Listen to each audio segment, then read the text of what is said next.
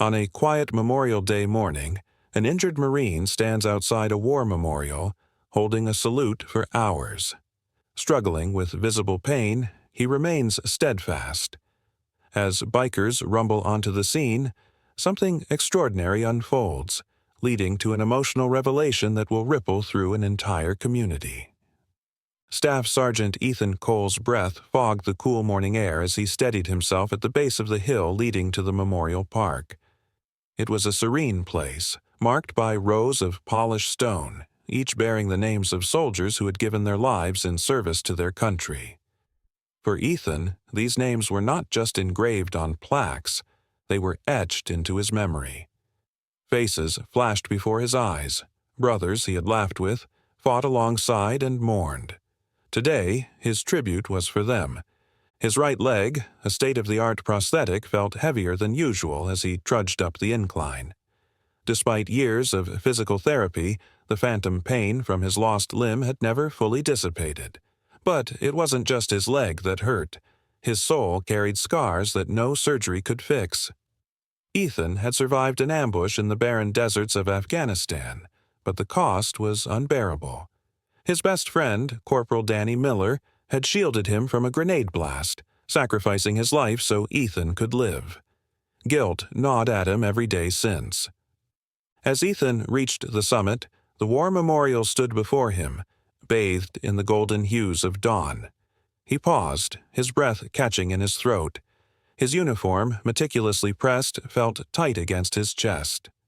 Every Memorial Day for the past 5 years, Ethan had come here to honor Danny and the rest of his fallen brothers. But this year was different. This year, he intended to stand at attention and salute for 3 straight hours, a tribute that, to him, symbolized his unyielding respect and the weight of his survivor's guilt. The pain was already creeping up his spine as he assumed the position. His left hand clenched at his side, while his right hand rose sharply to his forehead, forming the salute he had practiced countless times. The sun rose higher, casting long shadows across the park. Early joggers passed by, some nodding respectfully, while others glanced at him curiously, perhaps unsure what to make of the lone Marine standing resolutely in the middle of the memorial. Ethan's mind drifted as he stood there, motionless but far from still. Memories of his military service played out like scenes from a film. He saw Danny, grinning ear to ear, recounting some wild story from his youth. He remembered the adrenaline of their first mission, the jokes they shared to mask their fear, and the harrowing day when everything changed. Each memory was a bittersweet reminder of the bond they had shared and the sacrifices made. He shifted slightly, feeling the dull ache of his prosthetic digging into the sensitive skin of his stump. The morning air, once brisk and refreshing, now felt heavy. His muscles tensed against the strain, but he reminded himself that the discomfort was nothing compared to what Danny had endured in his final moments. Ethan whispered under his breath, a mantra he repeated often. "This is for you, Danny. I owe you this." As the minutes stretched into an hour, the ache in his stump intensified. Sweat trickled down his temple, but Ethan didn't waver. His resolve was unyielding, even as the pain threatened to buckle his knees.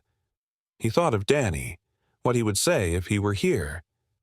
"You're tougher than this, Cole. Don't you dare quit on me." The imagined words gave him strength.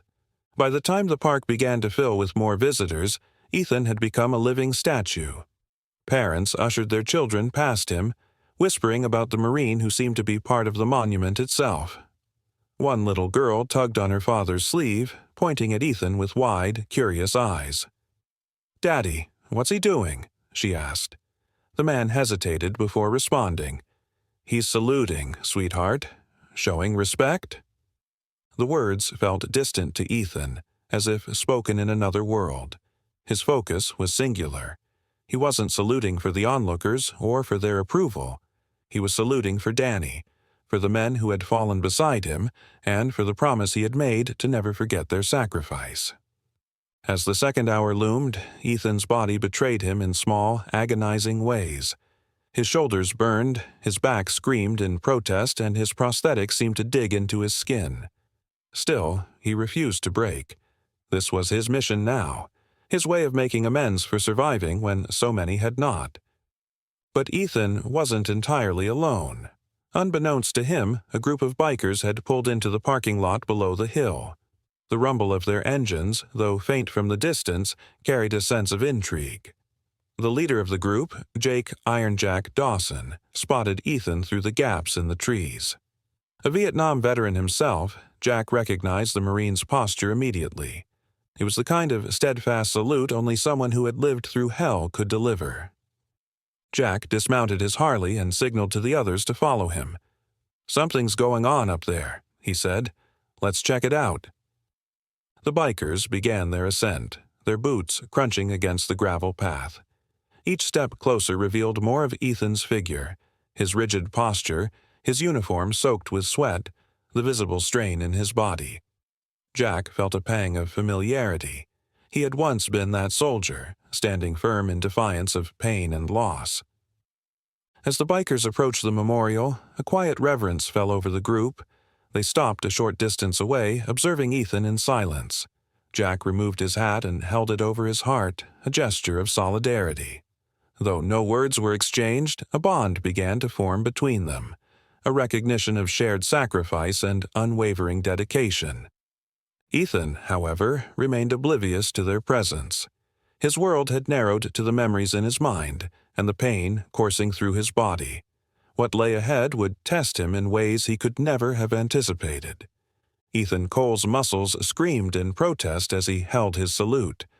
The park had become livelier with the rising sun, the early morning quiet replaced by the hum of families, joggers, and curious onlookers. Yet Ethan stood firm, rooted in place as if he were part of the memorial itself. Every nerve in his body begged him to stop, but he refused. This was his tribute, his penance, and no amount of physical pain would deter him. The bikers had moved closer now, forming a quiet semicircle behind him. Jake, "Iron Jack" Dawson, leaned on his cane, his sharp eyes fixed on Ethan's trembling form. "He's pushing himself too hard," Jack muttered to one of his fellow riders, a wiry man with a grizzled beard. "I've seen that look before. He won't quit until his body does." The others nodded solemnly. They, too, recognized the kind of pain Ethan was enduring. Not just the physical strain, but the deeper, unseen wounds. Each of them had carried similar burdens at one point in their lives, and they knew the toll it could take. Jack's mind raced as he tried to decide whether to approach Ethan or to let him finish his tribute. As the second hour began, a small crowd gathered. People whispered among themselves, some taking photos or videos of the lone Marine. A local news reporter arrived with a camera crew, sensing a story worth capturing. The reporter, a young woman named Lisa Chen, approached Jack. "Do you know what's going on here?" she asked, holding out her microphone. Jack glanced at her, then back at Ethan. "I don't know the whole story," he said gruffly, "but I know that Marine isn't standing there for himself. He's standing for something a lot bigger." Lisa nodded, scribbling notes as her cameraman focused on Ethan.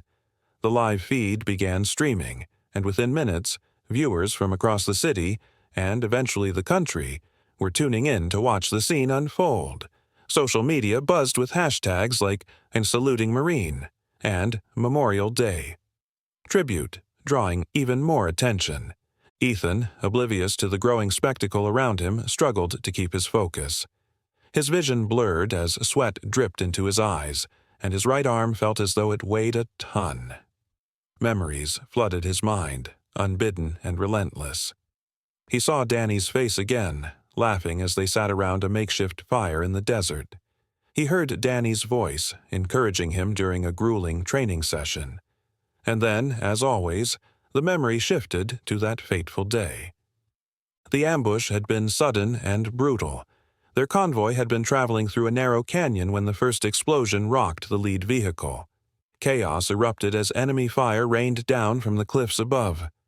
Ethan and Danny had scrambled for cover, their training kicking in instinctively. But when a grenade landed just feet away, Danny didn't hesitate. He shoved Ethan out of the blast radius and dove onto the grenade. The explosion tore through the air, leaving Ethan stunned and disoriented. By the time he regained his senses, Danny was gone. Ethan clenched his jaw, forcing the memory aside. He couldn't let himself dwell on it, not now. He had a job to do, a promise to keep. His salute remained unwavering, even as his body trembled from the strain. The bikers watched in silence, their respect for Ethan growing with each passing minute. One of them, a woman named Maria Steelheart Vargas, stepped forward. "We can't just stand here and do nothing," she said. "He's killing himself out there." Jack held up a hand. "Not yet. This is his fight, but we'll be here when he needs us." The crowd murmured as Ethan swayed slightly, his balance faltering for a moment before he steadied himself. A young boy, no more than 7 or 8, broke away from his parents and approached the Marine. Clutching a small American flag, the boy hesitated before standing beside Ethan, mimicking his salute. The gesture brought tears to the eyes of several onlookers, including Jack. "That kid's got heart," Jack said, his voice thick with emotion. "Maybe we could all learn something from him." Inspired by the boy's bravery, others in the crowd began to step forward. One by one they stood beside Ethan, some saluting, others simply standing in solidarity. The bikers joined in, forming a protective line around the Marine. Jack placed a firm hand on Ethan's shoulder, not to stop him, but to let him know he wasn't alone. Ethan's vision cleared momentarily as he felt the hand on his shoulder. He glanced to his side, surprised to see the boy saluting beside him. Beyond the boy, he noticed the crowd that had gathered, people of all ages and backgrounds standing together in silent respect. The sight filled him with a renewed sense of purpose. This wasn't just his tribute anymore. It had become something larger, something he hadn't anticipated. As the second hour came to a close, Ethan's body began to betray him. His legs buckled slightly and his right arm quivered under the weight of his salute. Jack, sensing that Ethan was reaching his limit, stepped closer. "You've done enough, Marine," he said gently. "Let us carry this for you." But Ethan shook his head, his voice hoarse. "Not yet. I have to finish." Jack nodded, understanding the stubborn resolve of a fellow soldier. He stepped back, allowing Ethan to continue. The crowd watched in awe, their admiration growing with each passing moment. What had started as one man's private tribute had become a collective act of remembrance, uniting everyone present in a shared sense of gratitude and respect. As the third hour loomed, Ethan's determination burned brighter than ever, even as his body threatened to give out. The bikers, the crowd, and the growing online audience held their breath, waiting to see how the story would unfold. For Ethan, there was no question. He would stand as long as he had to, for Danny, for his fallen brothers, and for the promise he had made to never forget. Ethan's world had narrowed to a single point of focus, keeping his salute steady. His muscles screamed in protest, teetering on the edge of failure, but his mind clung fiercely to his purpose.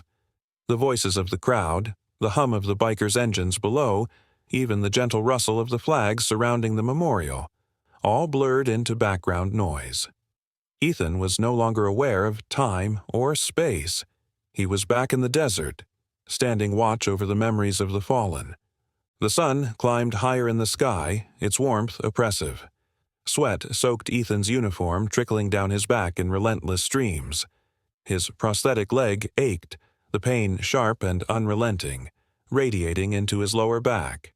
Yet he remained in position, driven by sheer willpower. This was for Danny, for the men whose names he'd read on the memorial that morning, for every soldier who hadn't made it home.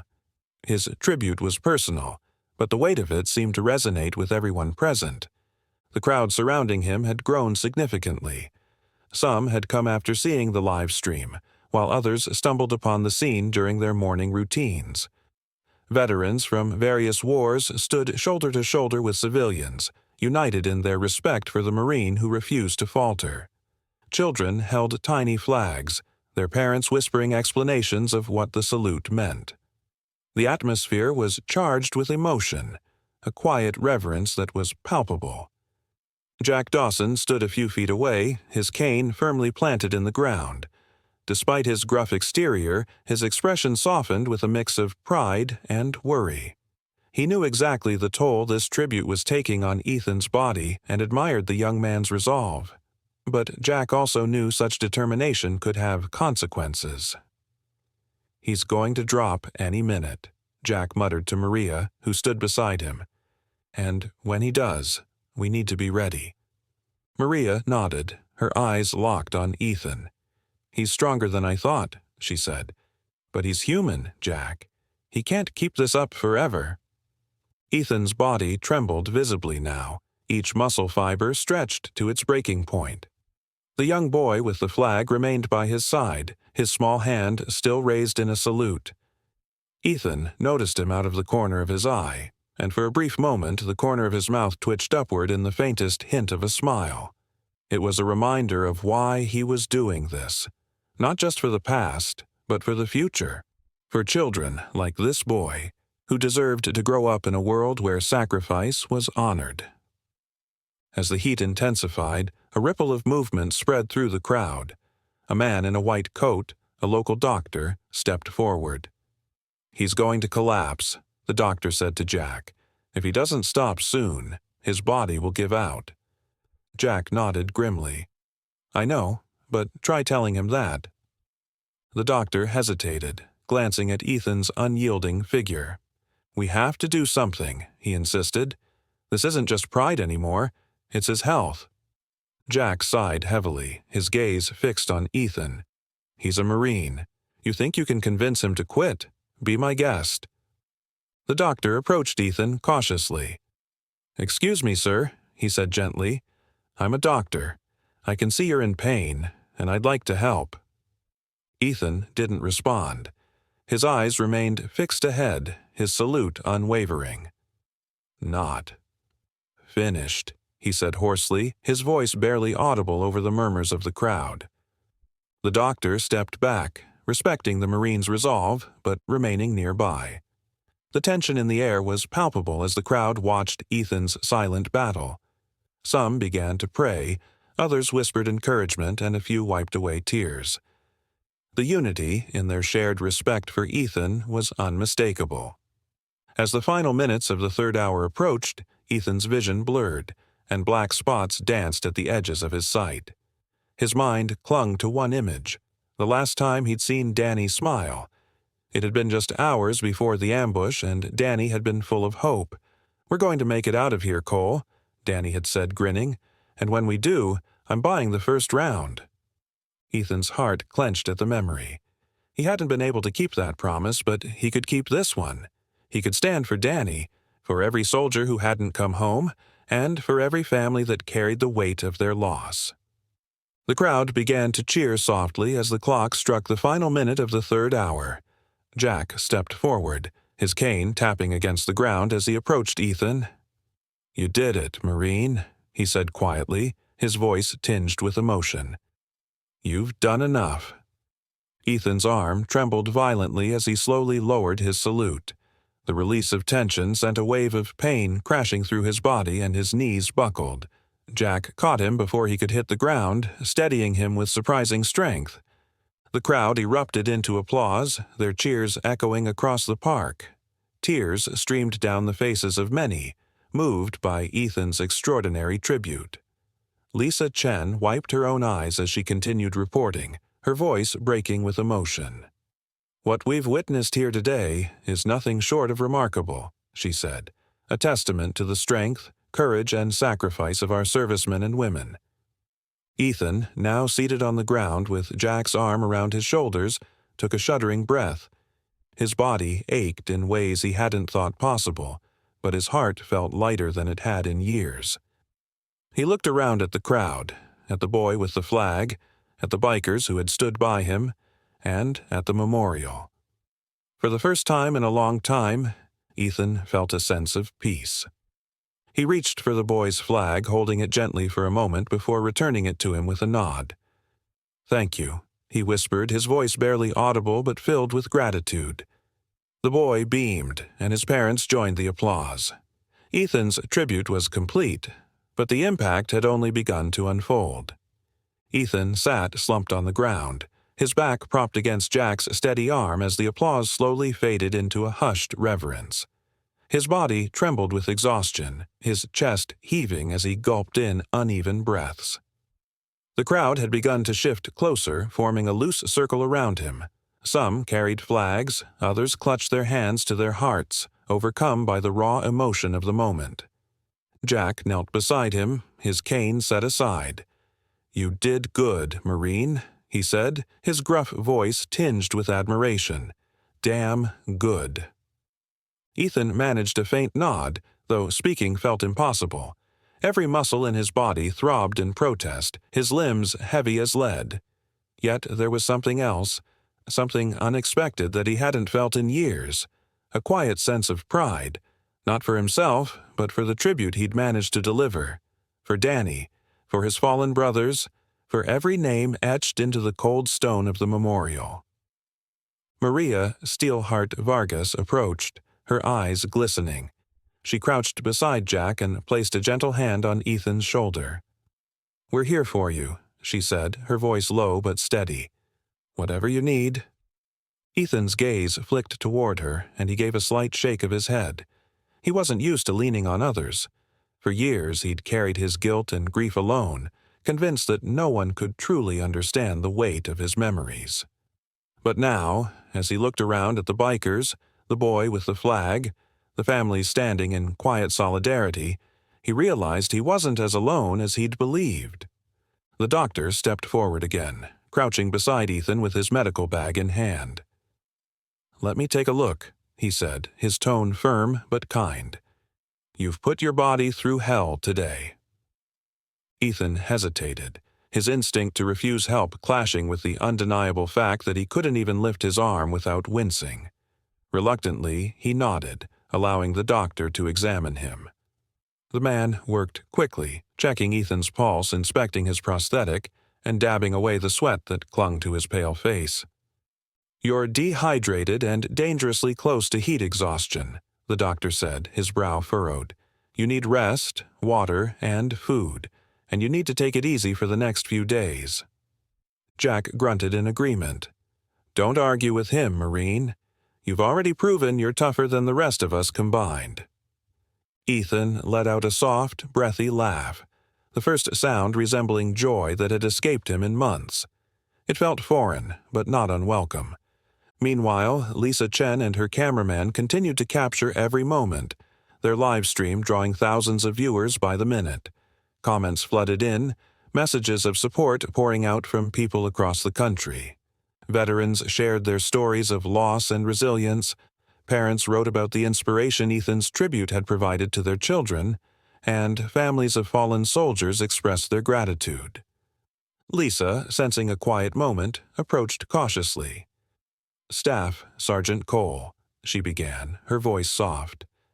"I know you're exhausted, but is there anything you'd like to say? People from all over the country are watching. They're moved by what you've done here today." Ethan hesitated, unsure of how to respond. He wasn't accustomed to public attention.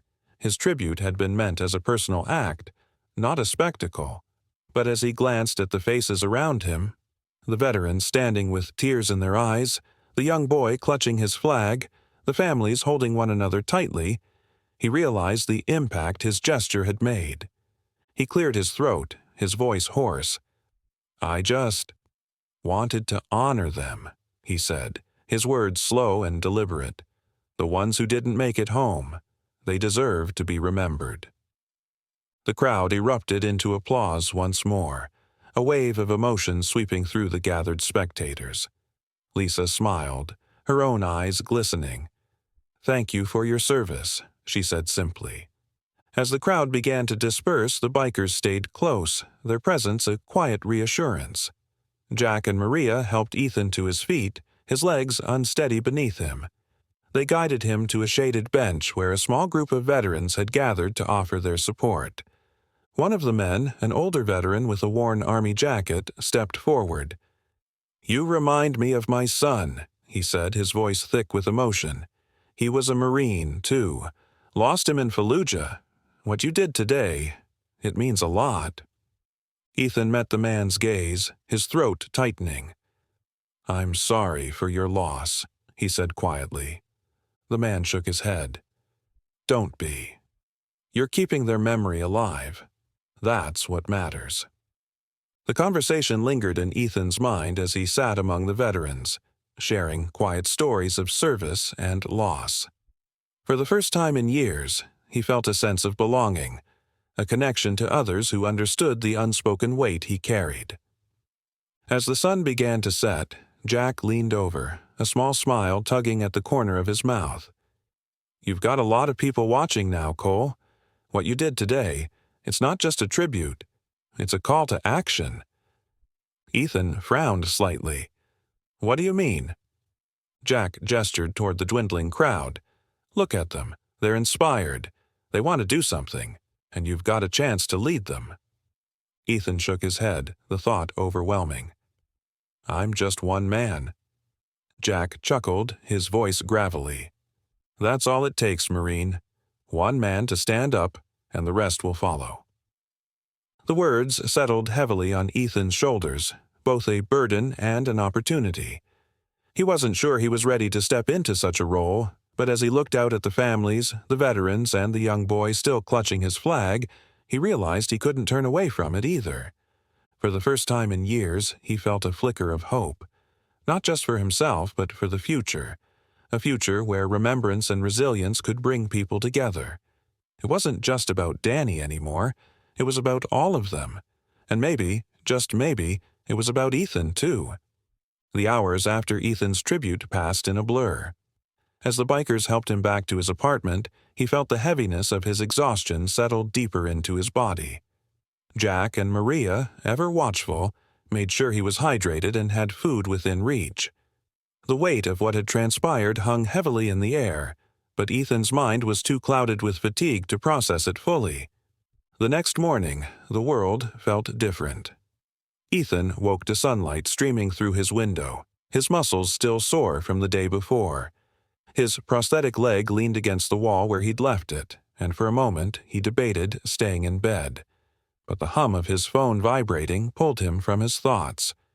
Dozens of notifications lit up the screen.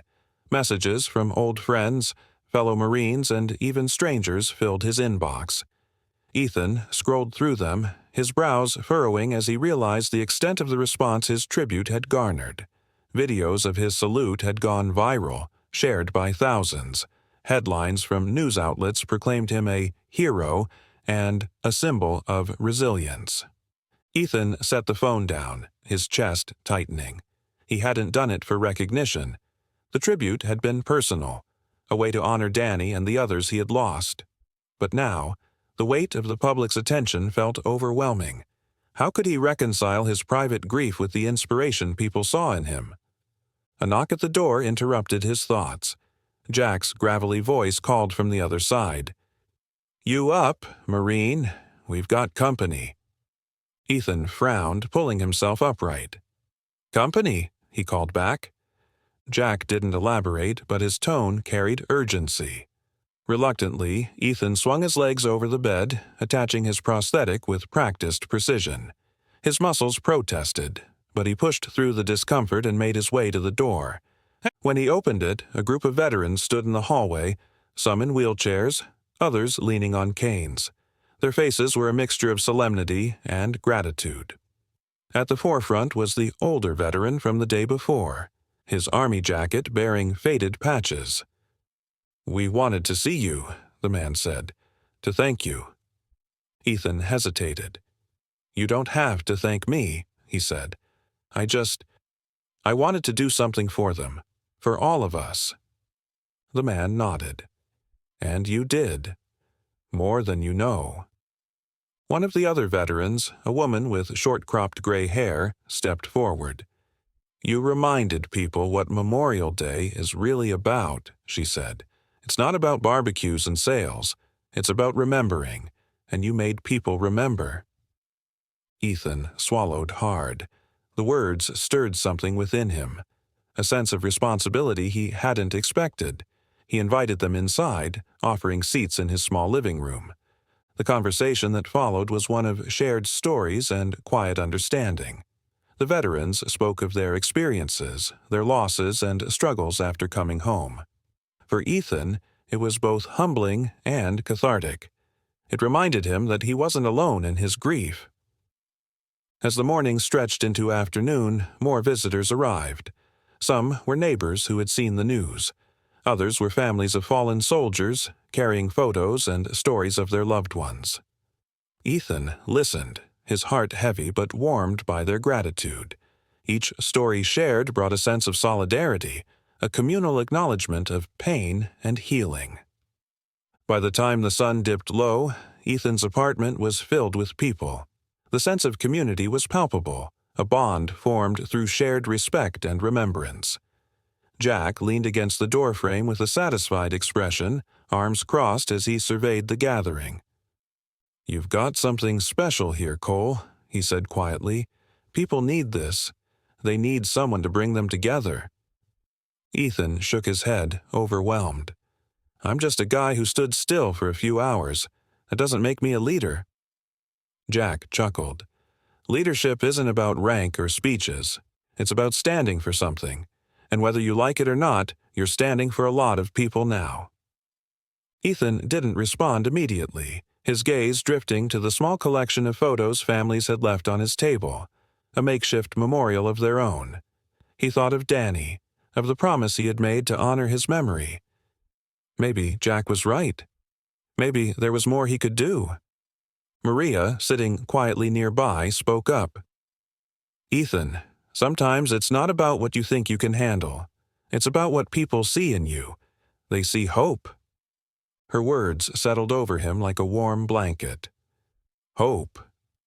It was a concept he hadn't considered in a long time, yet here it was, laid before him as both a challenge and an invitation. He thought about the faces of those who had come to his door today, of the people in the park yesterday, and of the boy with the flag who had stood beside him. Each one had seen something in him that he hadn't yet allowed himself to see. Possibility. Jack leaned forward. "You're not just carrying their memory, Cole. You're sharing it, and when people see that, they feel less alone." As the evening wore on and the crowd thinned, Ethan found himself alone with Jack and Maria. The three of them sat in the quiet living room, the weight of the day settling over them like a heavy blanket. "What happens now?" Ethan asked finally, his voice low. Jack leaned back in his chair. "That's up to you, Marine. But if you ask me, this isn't the end of something. It's the beginning." Maria nodded. "You've started something, Ethan. People are listening, and if you're willing, they'll follow." The words hung in the air, heavy with possibility. For the first time in years, Ethan allowed himself to imagine a future beyond his guilt, a future where his pain could serve a purpose. He didn't know what that future looked like yet, but for the first time, he felt ready to find out. The days following Ethan's tribute were a whirlwind of emotions, unexpected visitors, and moments of quiet reflection. Despite the fatigue that still weighed heavily on his body, Ethan found himself unable to ignore the ripple effect his actions had set in motion. The messages of gratitude and support continued pouring in, overwhelming him with a mix of humility and a sense of duty. Jack and Maria stayed close, acting as both confidants and gatekeepers. They managed the influx of visitors, ensuring Ethan wasn't overwhelmed by the sheer number of people who wanted to meet him. Veterans, families of the fallen, and even local officials stopped by, each carrying stories and words of encouragement. Ethan listened, his heart heavy but also strangely lightened by the shared connection of grief and hope. On the third day, Ethan received a call that left him momentarily stunned. It was from the mayor's office. The voice on the other end explained that the city wanted to host a formal event to honor his tribute and to recognize the sacrifices of veterans and their families. Ethan hesitated, unsure if he wanted to step into the spotlight again. The tribute had been personal, a silent promise to Danny and the others, but now it had taken on a life of its own. "What do you think?" Ethan asked Jack later that day, the two of them sitting on the apartment's small balcony. The air was crisp, carrying the faint scent of rain. "Should I agree to this?" Jack took a long drag from his cigarette, exhaling slowly before answering. "It's not about what you want, Cole. It's about what this means to other people. You gave them something to believe in. Sometimes that's bigger than what we want for ourselves." Maria joined them, carrying 3 cups of coffee. She handed one to Ethan, her gaze steady. "Jack's right," she said. "You've already started something, Ethan. This isn't just about you anymore." Ethan stared into his cup, the dark liquid reflecting the weight of his thoughts. He wasn't sure if he was ready for what the event might mean, but he couldn't deny the impact his tribute had already made. Finally, he nodded. "All right, I'll do it." The following week was a flurry of preparations. The mayor's office coordinated the event, reaching out to veterans organizations, local businesses, and community leaders to ensure the gathering would be a meaningful tribute. Ethan was thrust into the planning process, meeting with organizers and sharing his vision for what the event should represent. He insisted it not be about him, but about the men and women who had made the ultimate sacrifice and the families who carried their memory. As the day of the event approached, Ethan found himself battling a mix of nerves and determination. He had never been comfortable in the spotlight, preferring the quiet dignity of his own reflection. But this was different. This wasn't about accolades or recognition. It was about honoring those who deserved to be remembered. The morning of the event dawned bright and clear, the sky a brilliant blue. The city's Central Park had been transformed into a space of remembrance and celebration. Rows of flags lined the pathways, and a stage had been set up at the center, adorned with flowers and a large banner that read, "In honor of our heroes."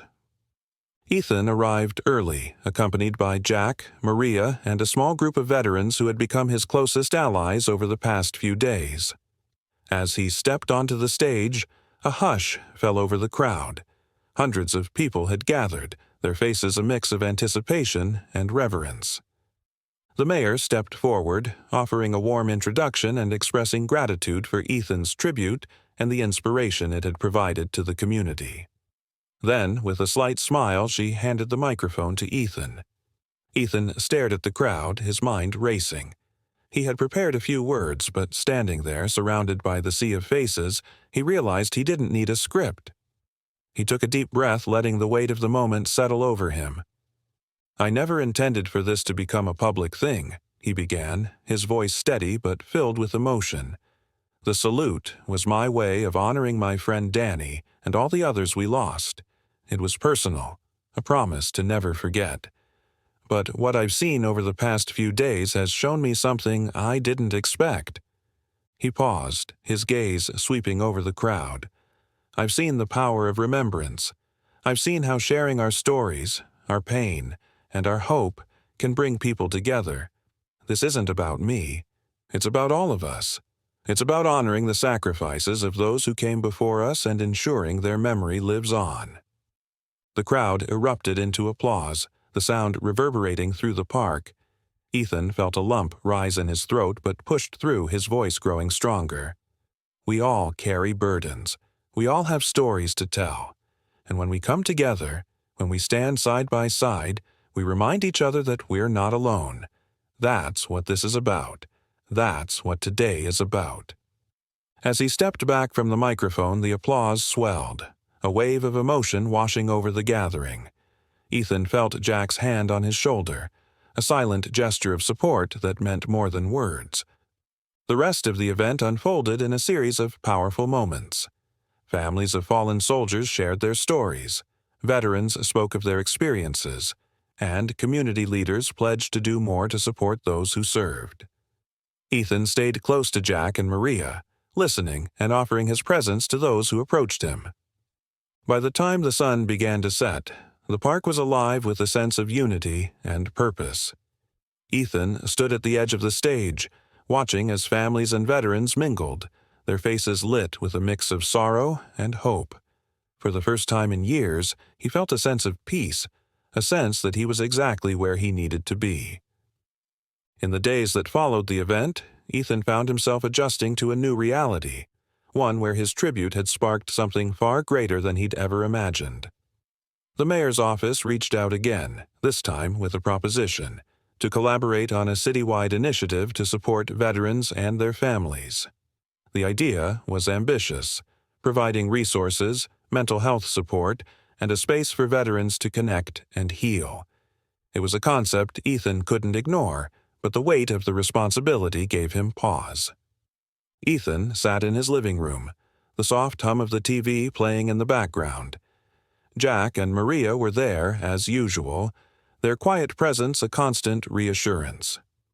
On the table in front of him lay a stack of proposals and letters from various organizations eager to get involved. Ethan ran a hand through his hair, the enormity of it all settling over him. "This is bigger than I ever thought it would be," he admitted, his voice tinged with both awe and apprehension. Jack, seated across from him with a coffee mug in hand, raised an eyebrow. "Of course it is. That's what happens when you start something meaningful. People want to be part of it." Maria, who was scrolling through her phone, looked up. "You don't have to do it alone, Ethan. There are people who believe in this just as much as you do. Let them help." Ethan nodded slowly, but the doubt lingered. He wasn't sure if he was ready to take on such a prominent role. He had spent so much of his life in the shadows, haunted by the past. Stepping into the light felt both liberating and terrifying. The next morning, Ethan attended his first meeting with the mayor's office and representatives from several veterans' organizations. The room was a mix of suits and uniforms, the atmosphere charged with a sense of purpose. As the discussion began, Ethan listened intently, taking in the ideas and suggestions that were being presented. From community outreach programs to scholarship funds for veterans' children, the possibilities seemed endless. At one point, the mayor turned to Ethan, her expression warm but expectant. "Staff Sergeant Cole, we'd love to hear your thoughts. After all, none of us would be here without you." Ethan hesitated, the weight of her words settling heavily on his shoulders. He glanced around the room, meeting the eyes of the men and women who had gathered to support this initiative. Their faces were a mix of hope and determination, and Ethan realized that they were looking to him not just for inspiration, but for guidance. Clearing his throat, Ethan leaned forward. "I think this is a good start," he began, his voice steady despite the nervous energy coursing through him. "But it's not just about resources or programs. It's about connection. When I stood at that memorial, it wasn't just to honor the fallen, it was to remind myself and others that we're not alone in this. Whatever we do, we need to make sure it's rooted in that sense of connection." The room fell silent for a moment before nods and murmurs of agreement rippled through the group. The mayor smiled. "I couldn't agree more," she said. "Let's make that our foundation." Over the next few weeks, Ethan threw himself into the work. He attended meetings, reviewed proposals, and met with veterans from all walks of life. Each conversation added another layer to his understanding of what was needed, and slowly the pieces began to fall into place. A name was chosen for the initiative: Operation Unity. It was simple, but it encapsulated everything they hoped to achieve. As the initiative took shape, Ethan found himself growing more comfortable in his role. He still struggled with self-doubt, but the support of Jack, Maria, and the countless people who believed in the mission helped steady him. He began to see himself not just as a symbol, but as a part of something far greater than himself. One evening, as he was wrapping up a meeting at the community center, Ethan spotted a familiar face in the crowd. It was the young boy with the flag, the same boy who had stood beside him during his salute. The boy's parents were with him, their expressions a mix of pride and gratitude. Ethan crouched down to the boy's level, a smile tugging at his lips. "Hey there," he said gently. "I remember you. You were my little partner that day." The boy nodded, his eyes wide. "I wanted to say thank you," he said, his voice soft but sincere. "My dad was a soldier. He didn't come home. But you made me feel like he's still here." Ethan's throat tightened as he reached out to ruffle the boy's hair. "He is," he said quietly, "and he's proud of you." The exchange stayed with Ethan long after the boy and his family had left. It was a reminder of why he had started this journey in the first place, to honor the past, but also to build a future where no one felt forgotten. As the weeks turned into months, Operation Unity began to make a tangible impact. Veterans who had once felt isolated found a sense of belonging. Families who had lost loved ones discovered a network of support. And through it all, Ethan remained at the center, a steady presence who inspired those around him not through words, but through action. One evening, as he sat on his balcony with Jack and Maria, Ethan allowed himself a moment of quiet reflection. The city lights twinkled in the distance, a reminder of how far he had come. "Do you ever think about what Danny would say if he could see all this?" he asked softly. Jack chuckled. "He'd probably tell you to stop being so serious and enjoy the ride." Maria smiled. "But he'd also tell you he's proud. We all are." Ethan nodded, a faint smile on his lips. For the first time in years, he felt at peace, not because the pain was gone, but because he had found a way to transform it into something meaningful. And in doing so, he had discovered a strength he hadn't known he possessed. Months after Operation Unity was officially launched, the initiative began to flourish in ways Ethan had never anticipated. The community center had become the heart of the movement, a place where veterans, families, and civilians gathered not just to receive resources but to share their stories, forge connections, and find solace in one another's company. What had once been a quiet tribute to the fallen had grown into a vibrant, living testament to resilience and hope. Ethan spent most of his days at the center, meeting with veterans, overseeing programs, and ensuring that every detail aligned with the mission. His mornings often began with group discussions, where veterans shared their experiences in an open, supportive environment. Ethan wasn't just a facilitator. He was a participant, offering his own stories of loss and healing to bridge the gap between himself and those he was trying to help. One afternoon, Ethan was approached by a woman named Sarah, a young widow whose husband had been killed in action 3 years earlier. She held the hand of her 6-year-old daughter, Lily, who clutched a worn photograph of her father in his uniform.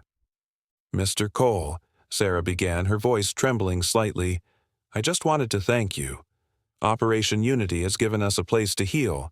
For the first time since we lost him, I feel like we're part of something again."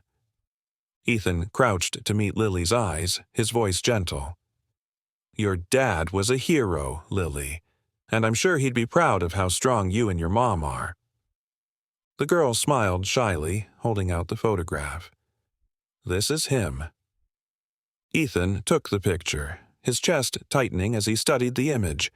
The man's face was kind, his smile wide and confident.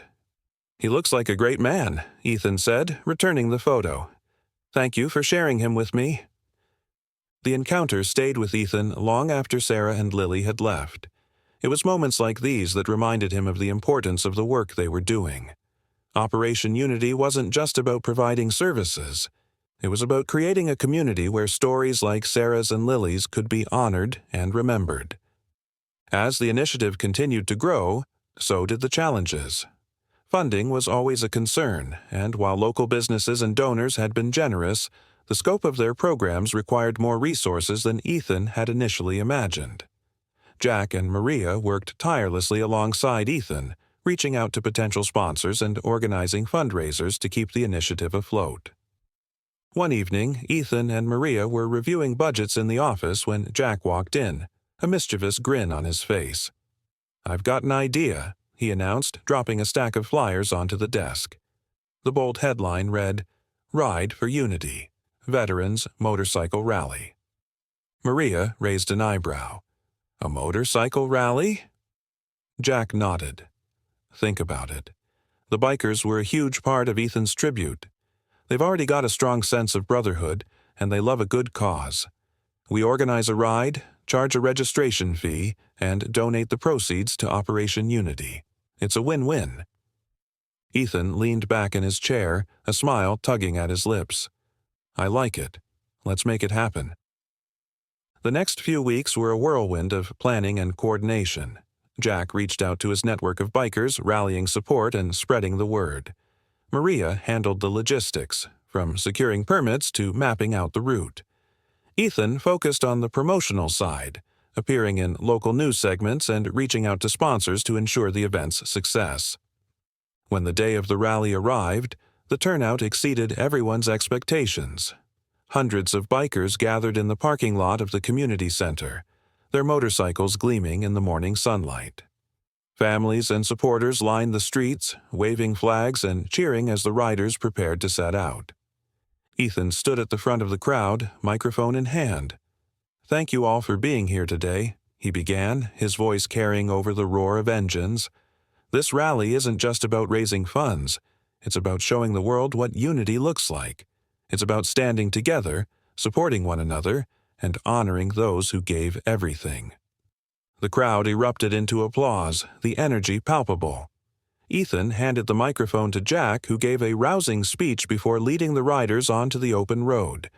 As the motorcycles roared to life, a wave of pride washed over Ethan. This was more than he had ever envisioned, and yet it felt exactly right. The rally was a resounding success, raising enough funds to expand Operation Unity's programs and solidify its place in the community. But beyond the financial impact, the event had created a sense of momentum, a reminder that when people came together, incredible things could happen. That evening, as Ethan and his team cleaned up after the event, Jack clapped a hand on his shoulder. "You did good today, Marine," he said, his voice filled with pride. "This is just the beginning." Ethan nodded, his heart full. "Yeah," he said softly. "It is." Later that night, as Ethan sat alone on his balcony, he reflected on the day's events. The city lights twinkled in the distance, a quiet reminder of the community that had embraced him and his mission. For the first time in a long time, he felt a sense of belonging, not just as a veteran, but as a man who had found his purpose. The success of the motorcycle rally propelled Operation Unity into the public spotlight in a way Ethan had never anticipated. Local newspapers featured stories about the initiative, and national outlets began reaching out for interviews. Ethan found himself reluctantly stepping into the role of a public figure, a face for the movement he had helped create. It was a position he never sought, but one he couldn't ignore. Jack, ever the pragmatist, took it in stride. "The more people know about Operation Unity, the more support we'll get," he said over coffee one morning. "You're not just standing for the people here, Ethan. You're standing for veterans everywhere." Maria nodded. "This isn't just local anymore. People are paying attention and they want to help. We need to make the most of this momentum." Ethan felt the weight of their words. He had always been content to work quietly, letting his actions speak for themselves. But now, his voice was part of the message, and he had to find a way to use it effectively. The next few weeks were a whirlwind of media appearances, planning meetings, and community outreach. Ethan found himself juggling interviews and strategy sessions, all while maintaining his presence at the community center. He leaned heavily on Jack and Maria, their support a lifeline in the midst of the chaos. One day, Ethan received a call from a producer at a national news network. They wanted to feature Operation Unity in a primetime segment, highlighting the initiative's impact and Ethan's role in its creation. The idea of being on national television made his stomach churn, but he knew the exposure could bring in the support they desperately needed. "I'm not sure I'm the right person for this," Ethan admitted to Jack that evening, pacing the length of the living room. Jack gave him a look that was part exasperation, part encouragement. "You're the only person for this. You started something incredible. People need to hear about it." Maria chimed in from the couch, her tone gentle but firm. "You've spent so much time honoring others. Let this be a chance to show people why it matters." Ethan nodded, the nervous energy settling into resolve. "All right," he said finally. "I'll do it." The day of the interview arrived quickly. The studio was a whirlwind of lights, cameras, and bustling crew members. Ethan sat in the green room, his hands resting on his knees, Jack and Maria nearby as anchors of calm.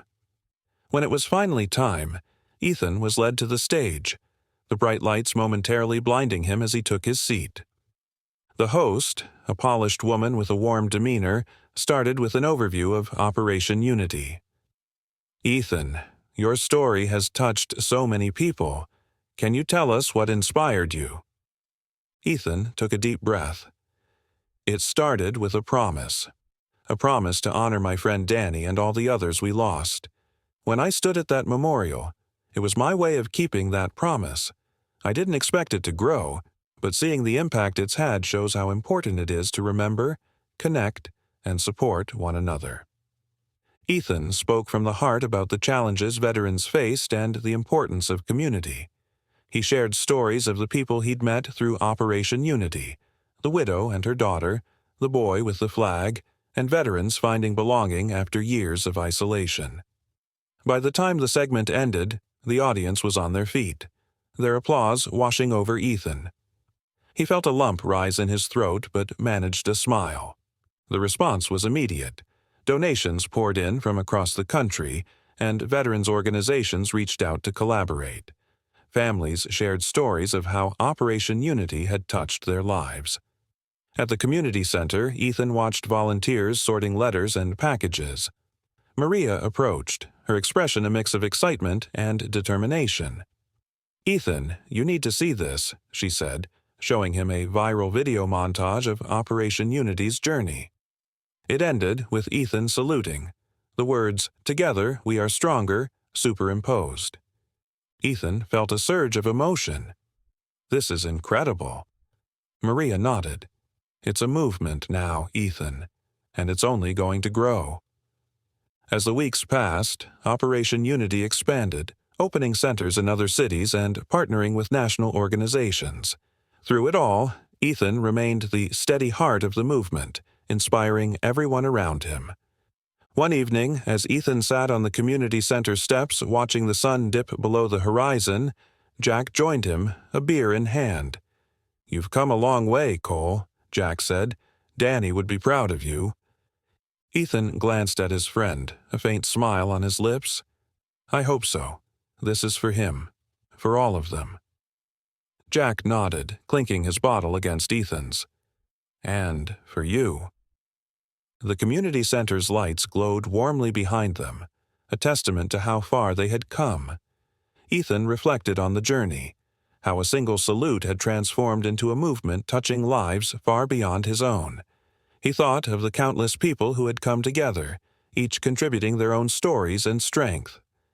Maria appeared at the door carrying a tray of mugs filled with steaming coffee. "One for you," she said, handing a mug to Ethan. "You've earned it." Ethan smiled as he took the mug, the warmth seeping into his hands. "We've all earned it," he said.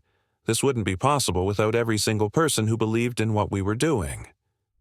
Jack raised his beer in a toast. "To unity," he said, his voice steady. "And to what comes next." Ethan raised his mug, his heart full. "To unity." As the stars dotted the sky, Ethan allowed himself a moment of quiet reflection. The road ahead was uncertain, but for the first time in years, he felt ready to face it. Together, they were building something that mattered, something that would endure. And in doing so, Ethan had found a sense of purpose that would carry him forward, one step at a time. The months following Ethan's interview were transformative for Operation Unity. What had started as a local initiative had blossomed into a nationwide movement. The influx of donations and partnerships allowed them to expand their reach, opening centers in multiple cities and offering programs that provided both immediate aid and long-term support for veterans and their families. Ethan found himself busier than ever, but he welcomed the work. It gave him purpose and a sense of fulfillment he hadn't felt in years. Despite the success, Ethan knew the journey was far from over.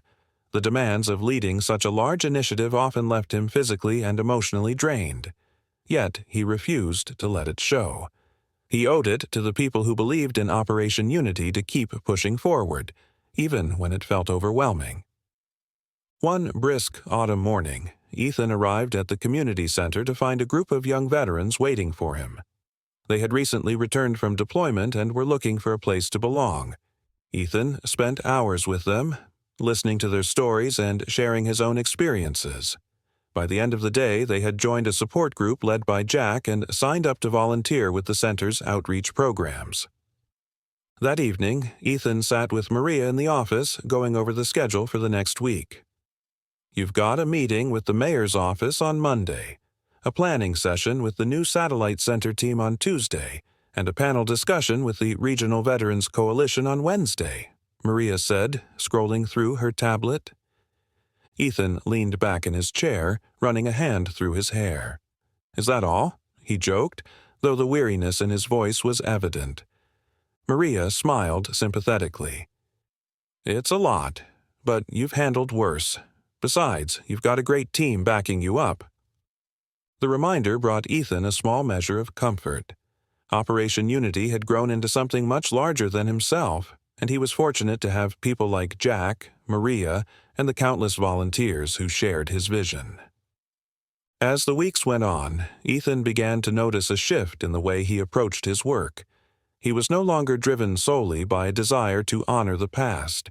He was motivated by the hope of creating a better future. The stories of the people he encountered fueled his determination.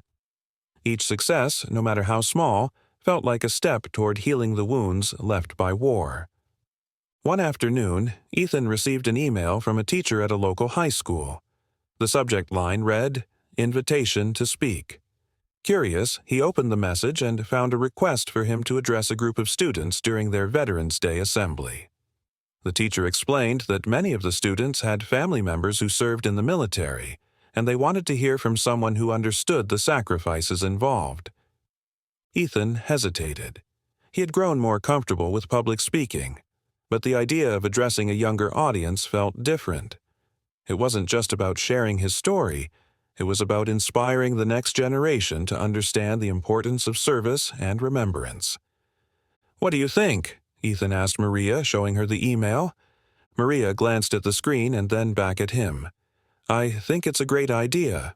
These kids need someone like you to show them what it means to honor sacrifice and build something positive out of it."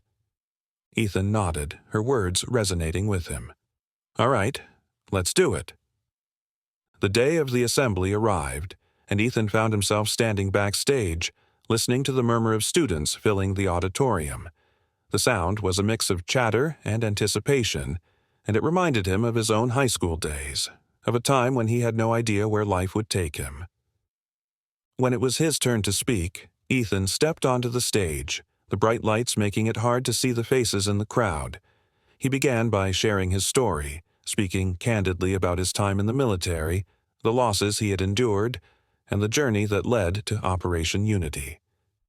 He kept his tone conversational, weaving in moments of humor to keep the students engaged. But, as he continued, his words grew more reflective. "It's easy to take the freedoms we enjoy for granted," he said, his voice steady, "but those freedoms come at a cost. The men and women who serve make sacrifices, not just for their country, but for the people they love. And when we lose them, it's up to us to carry their memory forward." The room grew quiet, the weight of his words sinking in. Ethan took a deep breath before finishing. "My challenge to you is this. Find a way to honor those sacrifices. It doesn't have to be big or public. It just has to be meaningful, because when we remember them, we keep their spirit alive." As he stepped back from the microphone, the auditorium erupted into applause. Ethan felt a mix of relief and gratitude as he returned backstage.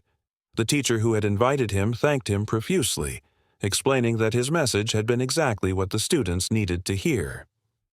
Later that evening, Ethan returned to the community center where Jack and Maria were waiting. "How'd it go?" Jack asked, handing Ethan a cup of coffee. Ethan smiled, a sense of accomplishment settling over him. "It went well. Better than I expected, actually. It reminded me why we do this." Maria nodded. You're making an impact, Ethan, more than you realize. As the three of them sat together, the familiar warmth of camaraderie filled the room. Ethan looked around, his heart full. The road ahead was still long, but moments like these made it all worthwhile. Together, they were building something that mattered, something that would endure.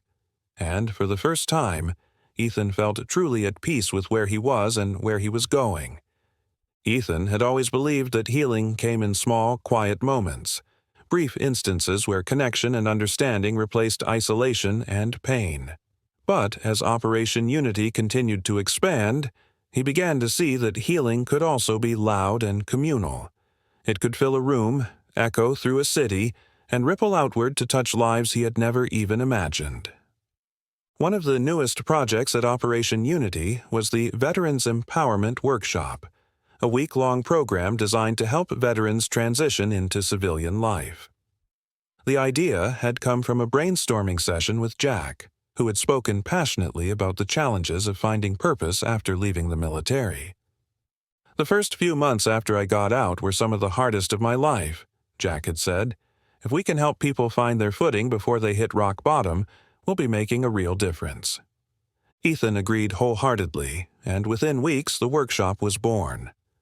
The program offered practical skills like resume building and job interview preparation, as well as mental health resources and peer support. The response was overwhelming, with veterans from across the region signing up. The first workshop was held in the community center's newly renovated auditorium, its walls adorned with photographs and banners celebrating unity and resilience. Ethan walked into the room on the program's opening day, his gaze sweeping over the rows of chairs filled with men and women of all ages. Some wore military caps, others sat with family members, but all of them shared a quiet intensity, a mix of hope and apprehension.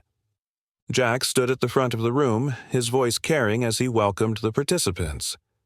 "You're here because you've already made one of the toughest decisions of your life, to serve your country. And now you're making another tough decision, to take the next step forward. This workshop isn't about forgetting your past, it's about building your future." Ethan watched as heads nodded, the words resonating with the audience. He took a seat near the back, wanting to observe and let Jack take the lead. Over the next few hours, he listened as facilitators guided the group through exercises and discussions. The energy in the room shifted as strangers began to open up, sharing their stories and offering support to one another. By the end of the day, Ethan was filled with a quiet pride. This was the kind of impact he had always hoped Operation Unity could achieve, bringing people together and giving them the tools to rebuild their lives. That evening, as Ethan helped Jack clean up the auditorium, Jack turned to him with a grin. "Not bad for day one, huh?" Ethan smiled. "Not bad at all. You did great up there." Jack shrugged, but the pride in his eyes was unmistakable.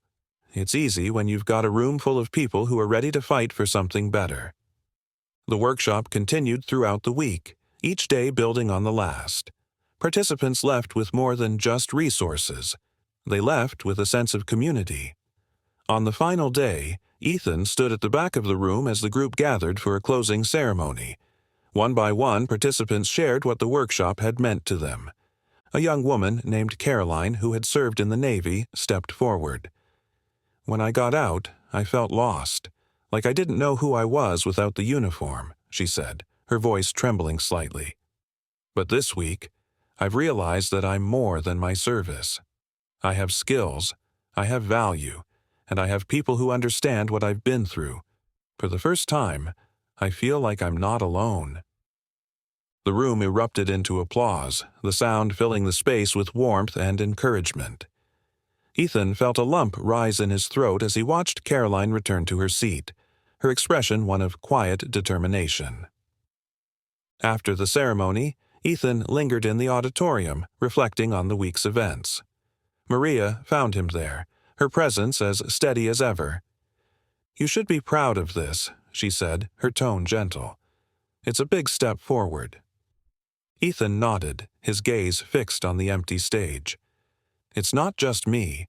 It's everyone who believed in this, who believed in each other." Maria smiled. "That's what makes it work."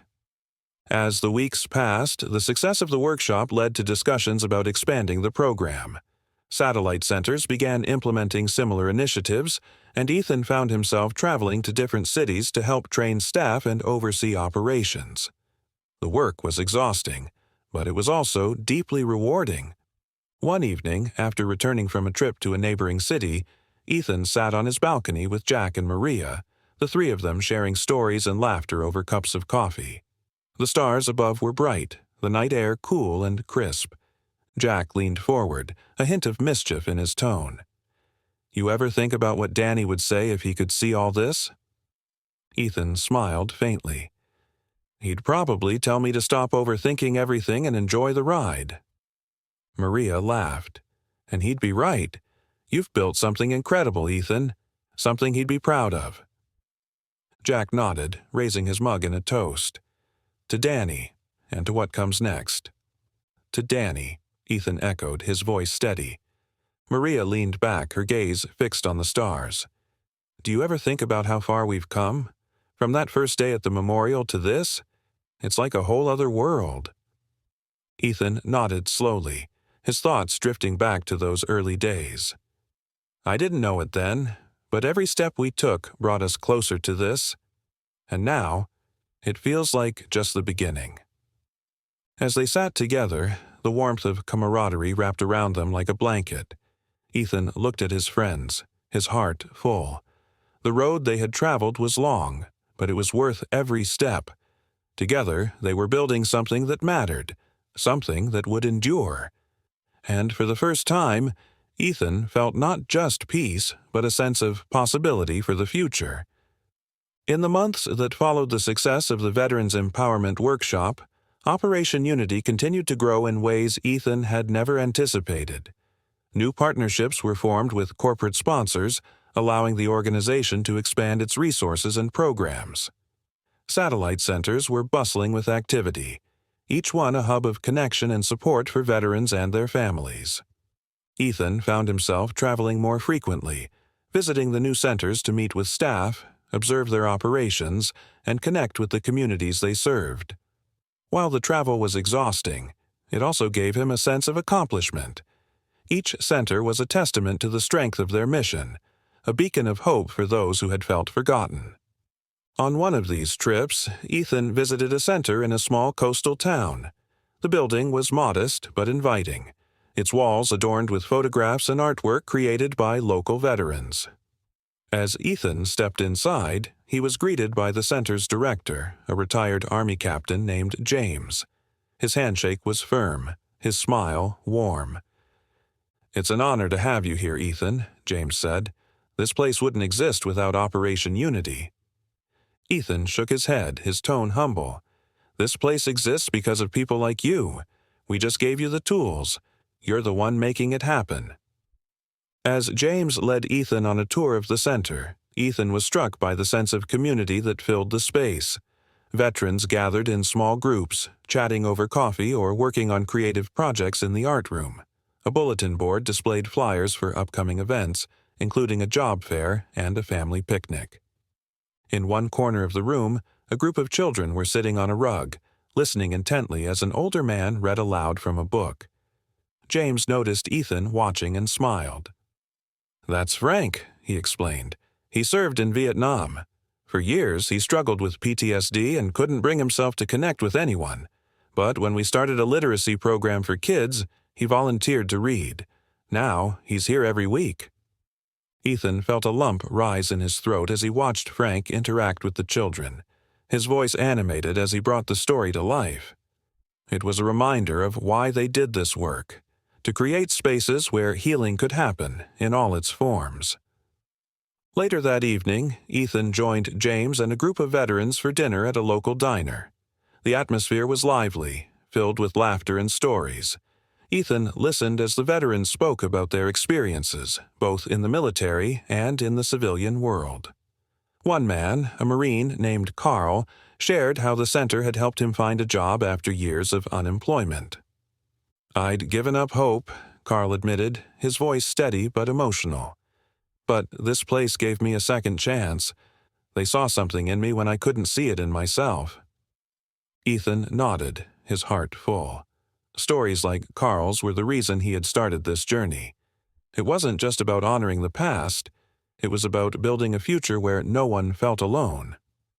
As the evening wound down, James pulled Ethan aside. "I want to show you something," he said, leading him out to the back of the diner. They walked to a quiet spot overlooking the ocean, the sound of waves filling the air. James reached into his pocket and pulled out a small, weathered journal. "This belonged to my son," James said quietly. "He was killed in Afghanistan 6 years ago. After we lost him, I didn't know how to go on, but then I found this journal, and it changed everything." Ethan opened the journal carefully, his eyes scanning the pages. They were filled with sketches, poems, and reflections. One entry caught his attention. It was a list of dreams and goals, written in bold, deliberate handwriting. "Build something that matters," Ethan read aloud, his voice barely above a whisper. He looked up at James, his chest tight with emotion. "That's why I do this," James said, "to honor him. And because of Operation Unity, I've been able to make it happen." Ethan handed the journal back, his voice steady despite the lump in his throat. "He'd be proud of you, James. I know I am." The moment stayed with Ethan long after he returned to his hotel that night. Sitting on the balcony, he stared out at the ocean, his thoughts racing. The work they were doing was bigger than he had ever imagined. It wasn't just about providing resources, it was about giving people a reason to hope, a way to heal. The next morning, Ethan met with the center's staff to discuss their plans for the future. They spoke about expanding their programs, reaching more veterans, and deepening their connections with the community. Ethan listened intently, offering advice and encouragement. As he prepared to leave, James handed him a framed photograph. It was a picture of the center's staff and volunteers, all smiling proudly. "Take this with you," James said, "so you'll always remember what you've helped build." Ethan accepted the photograph with a grateful smile. "Thank you, James. I won't forget." On the drive back to the airport, Ethan reflected on the visit. Each center he visited, each story he heard, reinforced his belief in the power of connection. Operation Unity had become more than an organization. It was a movement, one that was changing lives in ways he had never imagined. When Ethan returned home, Jack and Maria were waiting for him at the community center. They listened as he recounted the stories from his trip, their faces lighting up with pride and determination. "This is just the beginning," Maria said, her voice filled with conviction. "We're building something that's going to last."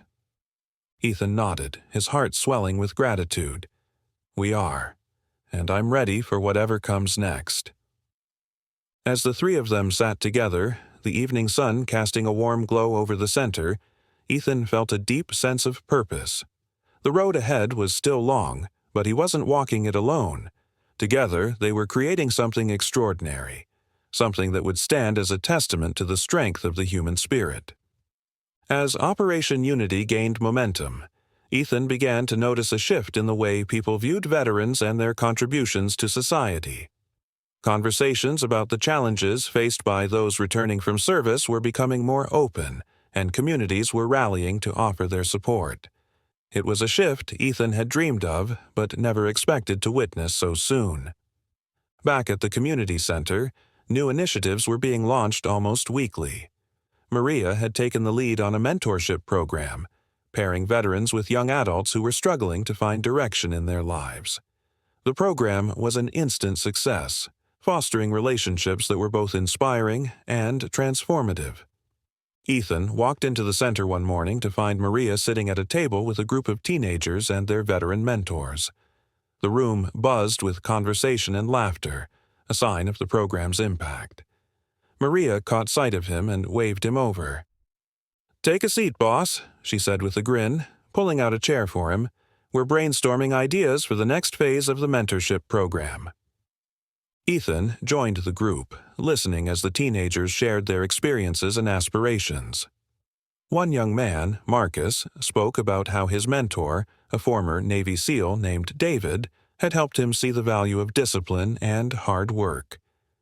"I used to think my life didn't matter," Marcus admitted, his voice steady but emotional. "But David showed me that I could be something more. He believed in me when I couldn't believe in myself." Ethan felt a swell of pride as he listened to Marcus's words. It was a reminder of why they did this work, not just to support veterans, but to build bridges between generations and create a ripple effect of hope and resilience. As the meeting wrapped up, Maria pulled Ethan aside.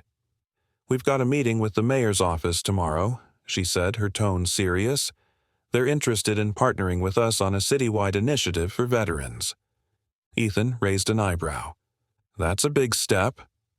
Maria nodded. "It is, but I think we're ready for it." The following day, Ethan and Maria met with the mayor and his team at City Hall.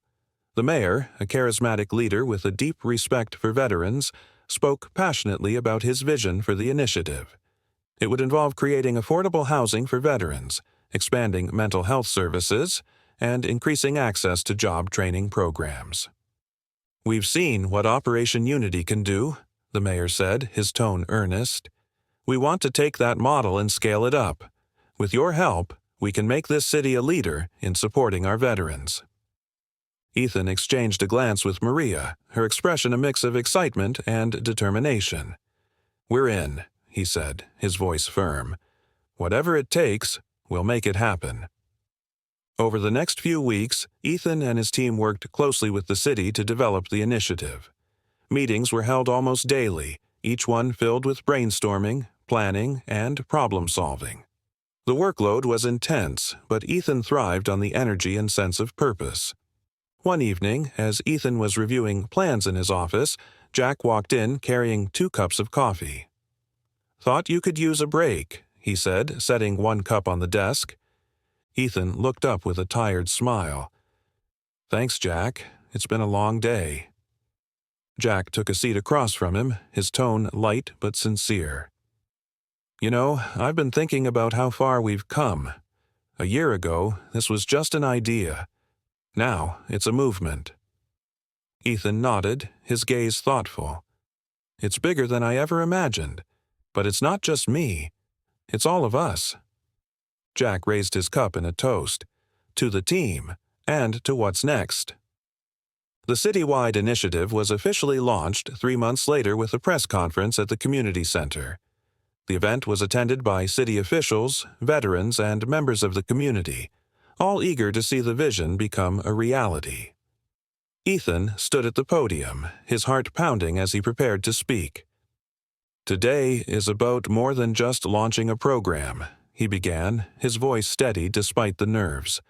"It's about honoring the sacrifices of our veterans by giving them the support they deserve. It's about creating a city where no one feels forgotten, and where everyone has the opportunity to thrive." The crowd erupted into applause, their enthusiasm filling the room.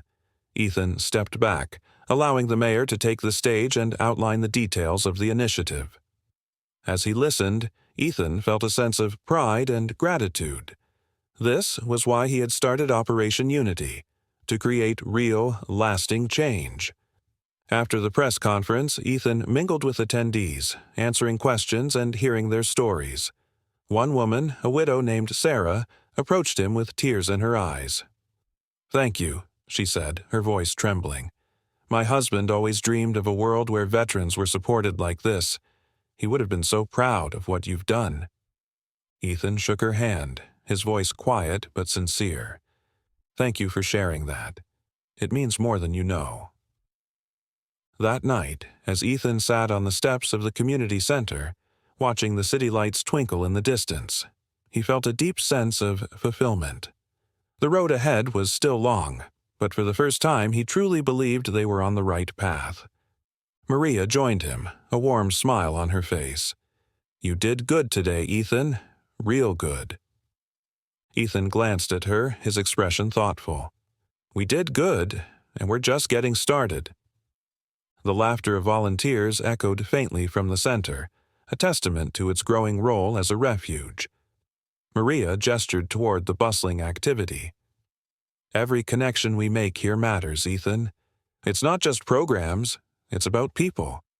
Ethan allowed himself a small smile. "You're right. It's the small things that add up to something greater." As the stars appeared overhead, Ethan allowed himself a rare moment of quiet pride.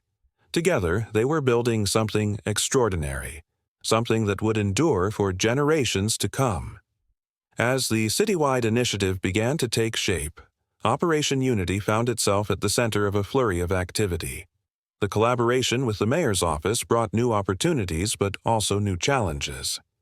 Ethan and his team had to navigate the complexities of working with local government while staying true to their mission. The first major milestone of the initiative was the groundbreaking ceremony for a new affordable housing complex for veterans. The project had been a dream for many involved in the initiative, and seeing it come to life was a moment of triumph. Ethan stood among the crowd, watching as city officials, veterans, and community members gathered to celebrate the occasion. Maria joined him, her expression a mix of pride and excitement. "This is it, Ethan," she said, gesturing toward the construction site. "This is what we've been working for." Ethan nodded, his gaze thoughtful. "It's a step in the right direction, but there's still so much to do." The ceremony began with speeches from city officials, followed by a presentation from Operation Unity. Ethan took the stage, his heart pounding as he addressed the crowd. "This project represents more than just a place to live," he said, his voice steady despite his nerves. "It represents hope, stability, and a future where no veteran has to struggle alone. We're building more than housing. We're building a community." The applause that followed was thunderous, filling Ethan with a sense of accomplishment. But as he stepped off the stage, he couldn't shake the feeling that their work had only just begun. In the weeks that followed, Ethan and his team worked tirelessly to ensure the success of the initiative. They held town hall meetings to gather input from veterans and their families, organized fundraisers to support the project, and partnered with local businesses to provide resources and services. The workload was overwhelming, but the passion and dedication of the team kept them going. One afternoon, Ethan visited the construction site to check on the progress of the housing complex. The sound of machinery filled the air as workers moved with precision and efficiency. Ethan walked the perimeter of the site, imagining the lives that would be changed once the project was complete.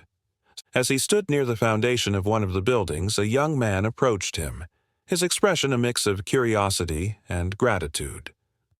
"Mr. Cole?" he asked, his voice tentative.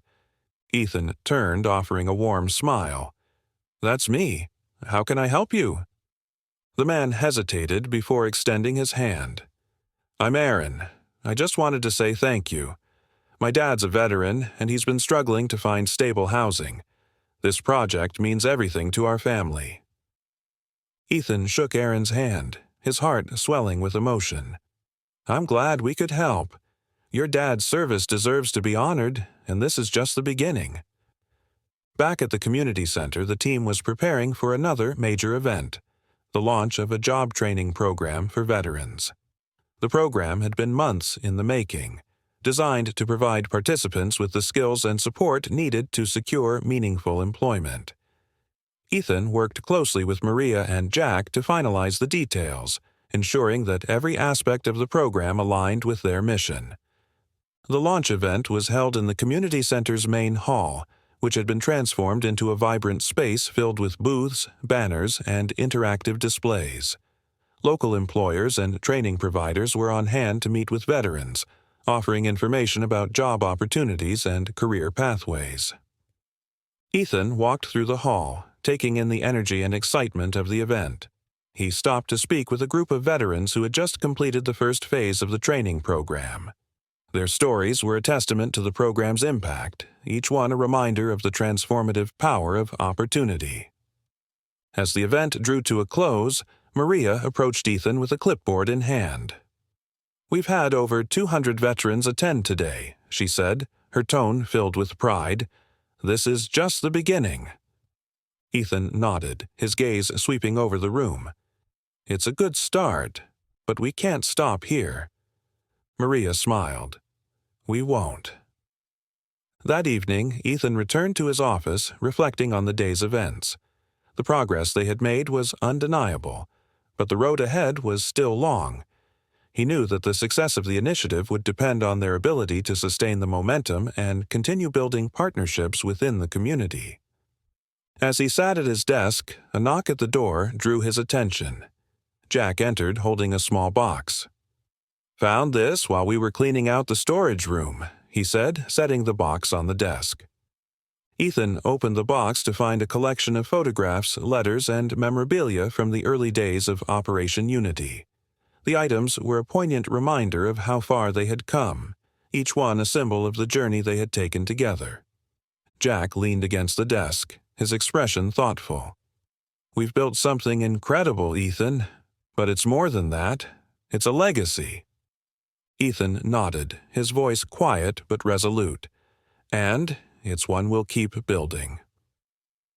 As Ethan looked at the photographs, he felt a deep sense of gratitude for the people who had joined him on this journey. Together, they had turned a vision into a reality, creating something that would endure long after they were gone. Stepping outside, Ethan gazed at the stars overhead, the cool night air wrapping around him. He felt both the enormity of the work ahead and the quiet satisfaction of what they had already accomplished. "We're just getting started," he whispered, a small but determined smile on his lips. With the groundwork for the affordable housing complex underway and the job training program gaining momentum, Operation Unity found itself at the heart of a growing movement. The team's efforts were gaining recognition not just in the city but beyond, as other communities began to take notice of their innovative approach to supporting veterans. For Ethan, the success was gratifying, but it also came with an increasing sense of responsibility. One afternoon, Ethan received a call from a journalist at a national publication. The reporter, intrigued by Operation Unity's success, wanted to feature their story in an upcoming issue. Ethan hesitated, unsure about stepping into the national spotlight, but Maria convinced him it was an opportunity they couldn't pass up. "This isn't just about us," she said, her tone firm. "It's about showing other cities what's possible. If our story inspires even one more community to take action, it's worth it." Ethan agreed, and the next week the journalist arrived at the community center for an in-depth interview. She spent hours speaking with Ethan, Maria, Jack, and several veterans who had benefited from Operation Unity's programs. The stories they shared were raw and powerful, a testament to the impact of their work. As the interview wrapped up, the journalist turned to Ethan. "You've created something extraordinary here," she said. "What's next for Operation Unity?" Ethan paused, considering her question. "We keep building," he said simply. "The need is too great, and we've only scratched the surface." A few weeks later, the article was published and the response was overwhelming. Donations poured in from across the country, and messages of support flooded their inbox. Ethan was humbled by the outpouring of goodwill, but he knew it also meant higher expectations. The team held an emergency meeting to discuss how best to allocate the new resources and scale their efforts without losing sight of their mission. "We need to be strategic," Ethan said, addressing the group. "This isn't just about expanding, it's about deepening our impact. Let's focus on what we do best and build from there." Jack nodded, adding, "We should prioritize partnerships with organizations that share our values. Collaboration is going to be key." The team agreed, and over the next few months they worked tirelessly to develop new programs and strengthen existing ones. They expanded the job training initiative to include specialized tracks for high-demand fields like technology and healthcare. They also launched a wellness program that offered free mental health services to veterans and their families, addressing a critical gap in the community. Amid the flurry of activity, Ethan found moments of quiet reflection increasingly rare. Late one evening, he stayed behind at the community center, going over plans for their next major event. The room was silent except for the soft hum of the overhead lights, and Ethan's mind wandered to the early days of Operation Unity. He thought about the doubts he'd had, the obstacles they'd faced, and the people who had believed in him when he wasn't sure he could succeed. Lost in thought, he didn't notice Maria entering the room until she set a cup of coffee on the table in front of him. "You're going to burn out if you keep this up," she said, her voice tinged with concern. Ethan looked up, offering a tired smile. "I'm fine. Just trying to stay ahead of everything." Maria pulled up a chair and sat across from him. "You don't have to do it all alone, you know.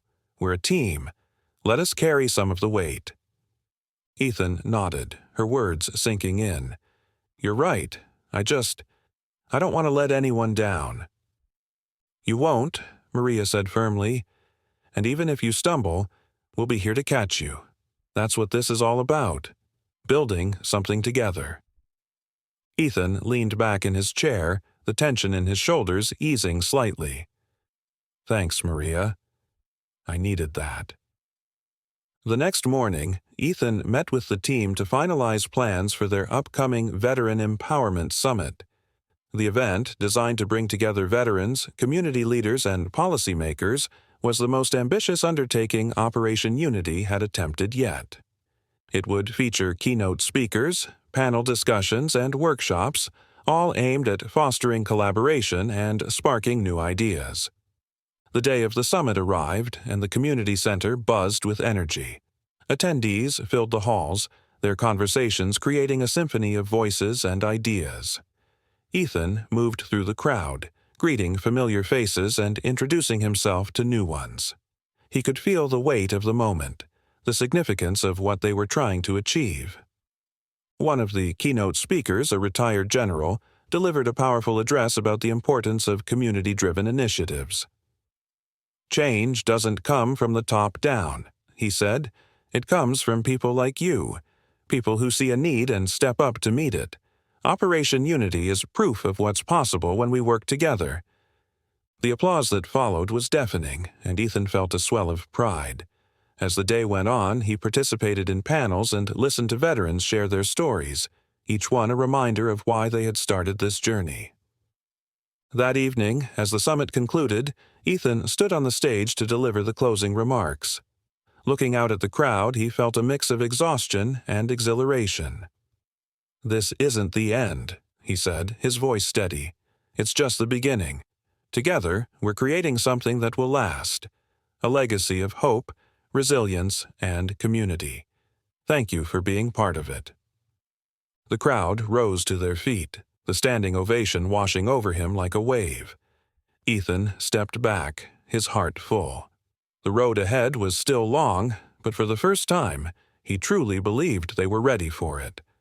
The success of the Veteran Empowerment Summit marked a turning point for Operation Unity. With their work now in the national spotlight, Ethan and his team were fielding calls from organizations, policymakers, and veterans across the country. The overwhelming support was both a blessing and a challenge as the team scrambled to balance their ambitions with the resources at hand. One of the most exciting developments came in the form of an invitation to present at a National Veterans Advocacy Conference in Washington, D.C. Ethan, Maria, and Jack were chosen to represent Operation Unity, and the prospect of sharing their work on such a prominent stage filled them with both excitement and anxiety. As they boarded the flight to Washington, Ethan couldn't help but reflect on how far they had come. Just a few years ago, Operation Unity had been little more than an idea, a dream fueled by a desire to make a difference. Now they were stepping onto a national platform, their voices part of a larger conversation about the future of veteran support. The conference was held in a sprawling convention center, its halls bustling with advocates, policymakers, and veterans from all walks of life. Ethan felt a mix of pride and nerves as they navigated the crowd, their Operation Unity badges drawing curious looks and questions. Their presentation was scheduled for the second day of the conference in a mid-sized auditorium that quickly filled with attendees. As Ethan took the stage, flanked by Maria and Jack, he felt the weight of the moment. This wasn't just about sharing their story. it was about inspiring others to take action in their own communities. Ethan began by recounting the origins of Operation Unity, sharing the challenges they had faced and the lessons they had learned along the way. Maria followed with a detailed overview of their programs, highlighting the impact of initiatives like the Job Training Program and the Affordable Housing Project. Jack closed with a heartfelt appeal for collaboration, urging the audience to see themselves as part of a collective effort to support those who had served. The response was overwhelming. As they stepped off the stage, they were met with a flood of questions, compliments, and requests for collaboration. Ethan felt a surge of gratitude and determination. This was why they had worked so hard, to spark change and build connections that would ripple far beyond their own community. Later that evening, the three of them attended a networking reception, mingling with attendees and exchanging ideas. Ethan found himself deep in conversation with a senator who had championed veteran-focused legislation. The senator was impressed by Operation Unity's grassroots approach and expressed interest in exploring ways to scale their model nationwide. "It's people like you who remind us why this work matters," the senator said, shaking Ethan's hand. "Let's stay in touch. I think there's a lot we can learn from each other." As the evening wore on, Ethan took a moment to step outside, the cool night air a welcome relief from the energy of the reception. He leaned against a railing, gazing at the Washington Monument illuminated against the dark sky. The weight of the day settled over him, a mix of pride, exhaustion, and resolve. Maria joined him, holding 2 glasses of water. "I thought you could use a break," she said, handing him one. "Thanks," Ethan said, his voice quiet. "This feels bigger than I ever imagined." Maria smiled. "That's because it is. But you don't have to carry it all by yourself."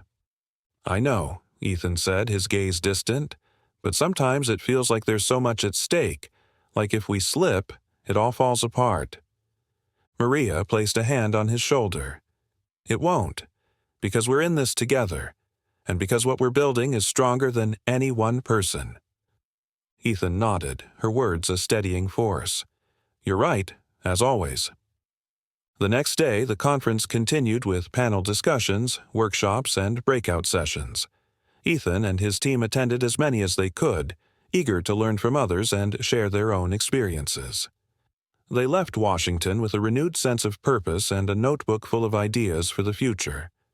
Back home, the team dove back into their work with fresh energy.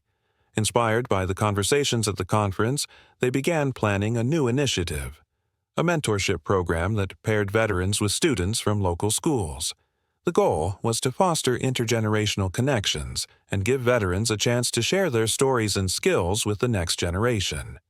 The program launched a few months later with a kickoff event at the community center. Veterans and students gathered in small groups, sharing stories, laughter, and insights. Ethan watched from the sidelines, his heart full as he saw the connections forming before his eyes.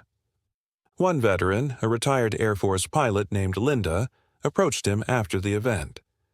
"This program is exactly what I needed," she said, her voice tinged with emotion. "For the first time in a long time, I feel like I have something to offer." Ethan smiled, his own emotions welling up. "You have so much to offer, Linda, and we're lucky to have you." As the evening wound down, Ethan stood in the quiet of the community center, reflecting on the journey that had brought them here. He thought about the impact of their work and the countless lives they had touched. Operation Unity had grown into something beyond his wildest dreams, a movement fueled by the collective strength of people who believed in a better future. Ethan felt a renewed sense of responsibility, knowing they had set a standard others now looked to follow. "We're just getting started," he whispered to himself, the words both a promise and a challenge. The mentorship program proved to be a resounding success, quickly becoming one of the most celebrated initiatives under Operation Unity. Veterans and students alike raved about the connections they had formed, and the local media covered the program extensively, highlighting its positive impact on the community. For Ethan, it was another affirmation that their work was making a difference. As the program expanded, Ethan and Maria decided to take it a step further. They envisioned a series of workshops and skill-building sessions where veterans could teach practical skills, from mechanics to coding to the younger generation. The goal was to create a platform where veterans could share their expertise while fostering a sense of purpose and belonging. One morning, as Ethan reviewed proposals for the workshops, Maria burst into his office, her face lit with excitement. "You won't believe this," she said, holding up her phone. "A national nonprofit just reached out. They want to fund our mentorship program and help us scale it nationwide." Ethan blinked, the weight of her words sinking in. "Nationwide? That's incredible." Maria nodded, her enthusiasm infectious. "They're impressed by what we've done here and want to partner with us to replicate the model in other communities. This could be huge, Ethan." The news was both exhilarating and daunting. Scaling the program on a national level would require resources, coordination, and a level of commitment that went beyond anything they had attempted before. Ethan called an emergency meeting with the team to discuss the opportunity. "We're at a crossroads," he said, addressing the group. "This partnership could take Operation Unity to the next level, but it's going to be a massive undertaking. Are we ready for this?" Jack leaned forward, his expression serious. "We've come this far because we've worked together and stayed focused on our mission. If we approach this with the same dedication, there's no reason we can't make it happen." Maria chimed in, her voice steady. "This is why we started Operation Unity, to create something bigger than ourselves. I say, we go for it." The room buzzed with agreement, and Ethan felt a surge of pride in his team. They had come so far, and now they were poised to make an even greater impact. Over the next few months, the team worked closely with the nonprofit to develop a plan for scaling the mentorship program. They identified pilot cities, recruited local partners, and created a comprehensive training manual to ensure the program's success. The workload was intense, but the team approached it with their trademark determination and teamwork. As the launch date for the first pilot city approached, Ethan found himself reflecting on the journey that had brought them here. One evening, he sat on the steps of the community center, watching the sun set over the city.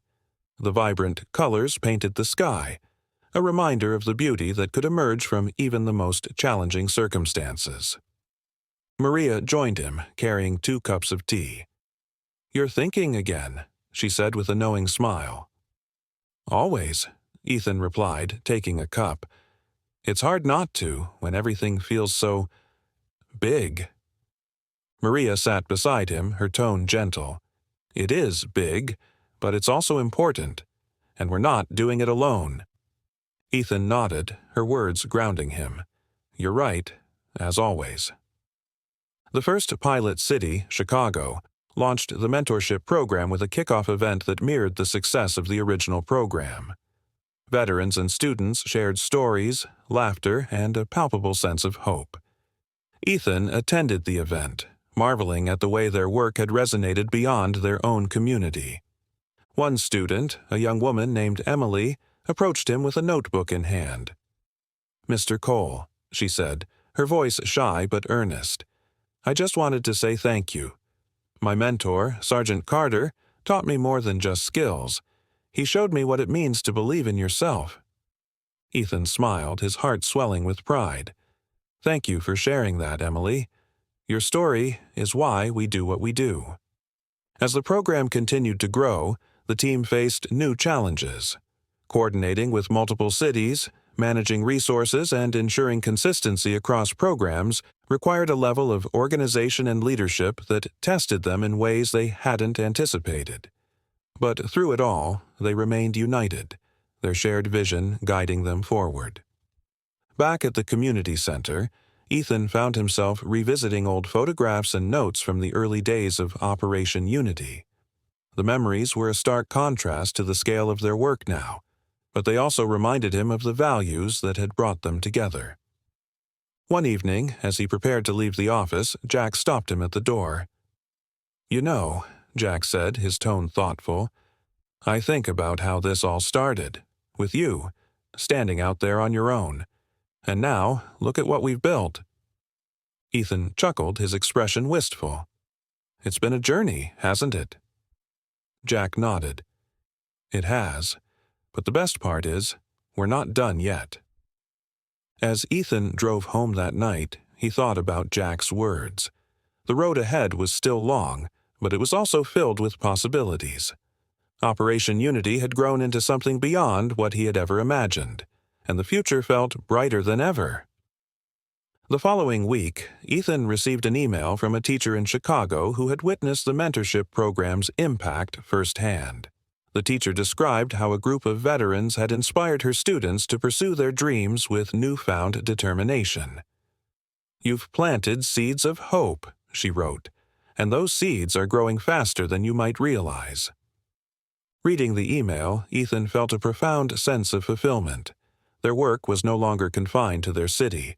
It was spreading, touching lives in ways he hadn't dared to dream of at the beginning. As he closed his laptop, he whispered to himself the words that had become his mantra. "We're just getting started." The national expansion of the mentorship program marked a new era for Operation Unity. As pilot cities embraced the initiative, stories of transformation poured in. Veterans were finding renewed purpose, and students were gaining skills and confidence they never thought possible. For Ethan, the success was both exhilarating and humbling. Amid the progress, however, new challenges began to emerge. Managing a program on such a large scale required not only resources but also an unyielding commitment to quality. The team worked tirelessly to ensure that the values of Operation Unity were upheld in every city, but cracks began to show as the workload intensified. One afternoon, Ethan sat in his office, poring over reports from the pilot cities. The numbers were promising, but some comments from local coordinators raised concerns. Inconsistent training, communication gaps, and resource shortages were starting to take a toll on the program's effectiveness. Maria entered the office, a cup of coffee in hand. "You look like you've been up all night," she said, placing the cup on his desk. "I might as well have been," Ethan replied with a sigh. "These reports are great, but there are a lot of issues we need to address. If we don't fix them, we risk losing everything we've worked for." Maria pulled up a chair, her expression serious. "Then let's fix them. We've faced challenges before, Ethan. This is just another one we'll overcome." Ethan nodded, her confidence a steadying force. "You're right. We need to get ahead of this." The team convened for an emergency meeting that evening. Ethan outlined the issues they were facing, emphasizing the need for immediate action. "Our mission is too important to let these challenges derail us," he said. "We need to create a system that ensures consistency and support across all cities." Jack suggested forming regional hubs, each led by a veteran who had been part of Operation Unity from the beginning. The hubs would provide training, resources, and oversight to the local programs, ensuring that the core values of the organization were maintained. "It's a solid idea," Maria said, "but we'll need the right people in those roles. They'll have to be leaders who embody what Operation Unity stands for." The team spent the next few weeks identifying candidates for the regional leadership positions. Each one underwent rigorous training, not only in program management, but also in the values and vision of Operation Unity. By the end of the training, the regional hubs were ready to launch. As the new system took effect, the impact was immediate. Communication improved, resources were distributed more effectively, and local coordinators felt more supported. Ethan received messages from several pilot cities, thanking the team for their quick action and renewed commitment to the program's success. One of the messages came from a coordinator in Denver, who shared the story of a veteran named Carlos.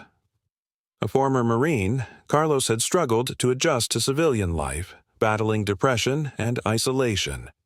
Through the mentorship program, he found purpose in guiding a group of high school students interested in engineering. The experience not only helped Carlos regain his confidence, but also inspired several of his mentees to pursue careers in STEM fields. Reading Carlos's story, Ethan felt a renewed sense of purpose. It was a reminder of why they had started Operation Unity, to change lives and create connections that mattered. Meanwhile, the success of the program continued to attract attention. Ethan was invited to speak at a national leadership summit where he shared the story of Operation Unity and the lessons they had learned along the way. The audience was captivated, their applause a testament to the impact of the organization's work. After the summit, a representative from a prominent foundation approached Ethan with an offer to fund the expansion of Operation Unity into additional cities. The foundation was impressed by the program's track record and believed in its potential to become a national model for veteran and community support. Ethan returned to the community center with the offer in hand, feeling both excited and overwhelmed. He knew that accepting the funding would mean even greater responsibility, but it also presented an opportunity to amplify their impact. That evening, Ethan called a meeting with Maria, Jack, and the rest of the core team. "We've been given an incredible opportunity," he said, holding up the proposal, "but we need to be sure we're ready for it." The discussion that followed was intense but productive. The team weighed the benefits and challenges of expanding further, ultimately deciding to move forward with a phased approach that allowed them to grow sustainably. As they prepared for the next chapter of Operation Unity, Ethan couldn't help but reflect on how far they had come. The road had been filled with challenges, but it had also been deeply rewarding. He thought about the lives they had touched, the connections they had fostered, and the hope they had inspired. One evening, as he walked through the now bustling community center, Ethan paused to watch a group of veterans and students working together in one of the workshops. The scene was a perfect snapshot of everything Operation Unity stood for: collaboration, empowerment, and the belief that everyone had something valuable to contribute. Maria joined him, her gaze following his. "Look at what we've built," she said softly. Ethan nodded, his voice filled with quiet pride. "And we're not done yet." As the lights dimmed and the center emptied for the night, Ethan felt a deep sense of gratitude. They had created something extraordinary, something that would endure for generations to come, and as he locked the doors and stepped into the cool night air, he knew that the best was still ahead. With the foundation of Operation Unity's expansion set, the organization faced its most ambitious chapter yet, addressing systemic barriers that prevented veterans from accessing opportunities after their service. The decision came during a strategy meeting where Maria posed a question that shifted the tone of their work. What if we didn't just help veterans adapt to the system, but worked to change the system itself? The room fell silent as the weight of her words sank in. Jack finally spoke, his voice steady. "It's ambitious, but if anyone can do it, it's us." Ethan agreed, feeling a renewed sense of purpose. "Let's focus on the barriers we've seen in our work: employment, healthcare access, and housing stability. If we can make progress there, we're not just helping individuals. We're creating a ripple effect." The team began by conducting research, gathering data from veterans and advocacy groups across the country. Despite programs like Operation Unity, many veterans still faced significant obstacles, from bureaucratic red tape to stigmas surrounding mental health. Ethan and Maria knew they needed to approach the issue from multiple angles, combining grassroots efforts with high-level advocacy. To lead the initiative, they brought in Rebecca Chang, a former legislative aide with a deep understanding of veterans' issues. Rebecca's arrival brought fresh ideas and a network of connections that proved invaluable. "The key is to align our grassroots work with policy change," Rebecca said during her first team meeting. "We can't solve these problems in isolation. They require systemic solutions." The team launched a three-pronged initiative aimed at employment reform, healthcare accessibility, and housing legislation. They began by hosting roundtable discussions with employers, healthcare providers, and lawmakers, ensuring that veterans' voices were at the center of the conversation. One impactful moment came during a roundtable in Seattle, where Malik, a veteran, shared his story. After serving in the Army for 8 years, Malik had struggled to find a job that matched his skills. Employers overlooked his leadership experience, focusing instead on his lack of a formal degree. "I didn't need a degree to lead a platoon," Malik said. "Why is it a barrier to leading a team in an office?" His story sparked a discussion about rethinking hiring practices. By the end of the session, several companies committed to revising their policies to recognize military experience as a qualification. Meanwhile, the healthcare component gained traction as Maria spearheaded a partnership with a network of mental health providers. The goal was to streamline access to care and reduce delays that often deterred veterans from seeking help. The partnership resulted in a pilot program that reduced wait times for therapy appointments by 40%. Housing reform proved more challenging. Rebecca worked tirelessly to draft a federal housing grant prioritizing veterans. Though the proposal faced pushback, Ethan and Rebecca lobbied relentlessly, traveling to Washington, D.C. to meet with lawmakers. During one meeting, a senator asked Ethan why he was so passionate about the issue. Ethan's voice was calm but resolute. "Because no one who's served this country should wonder where they'll sleep at night. It's not just about housing, it's about dignity." The senator nodded, moved by Ethan's words. A few weeks later, the grant passed committee, paving the way for a Senate vote. Operation Unity continued to thrive at the community level. The mentorship program expanded to include vocational training, with workshops in fields like renewable energy, led by veterans who had transitioned into civilian careers. These workshops inspired participants and strengthened the program's impact. Despite successes, the work faced criticism. Some advocacy groups felt Operation Unity was overextending, while others doubted systemic change was achievable. Ethan took the critiques seriously, engaging in conversations to find common ground. "This isn't about being perfect," he told Maria after one tough meeting. "It's about being better." The final breakthrough came when the mental health pilot program expanded to include telehealth services. Veterans in rural areas, who had long been underserved, suddenly found themselves with access to the care they needed. Maria celebrated the milestone with the team, but Ethan stayed quiet, already focused on the next hurdle. By year's end, the initiative's impact was clear. Employers adopted veteran-friendly hiring practices, the mental health pilot program expanded nationwide, and the housing grant neared a Senate vote. Ethan and his team gathered to reflect on their progress. Photographs and testimonials filled the room, a testament to lives changed by their work. Rebecca raised a glass, her voice clear. "To everyone in this room, because of you, we're not just meeting needs.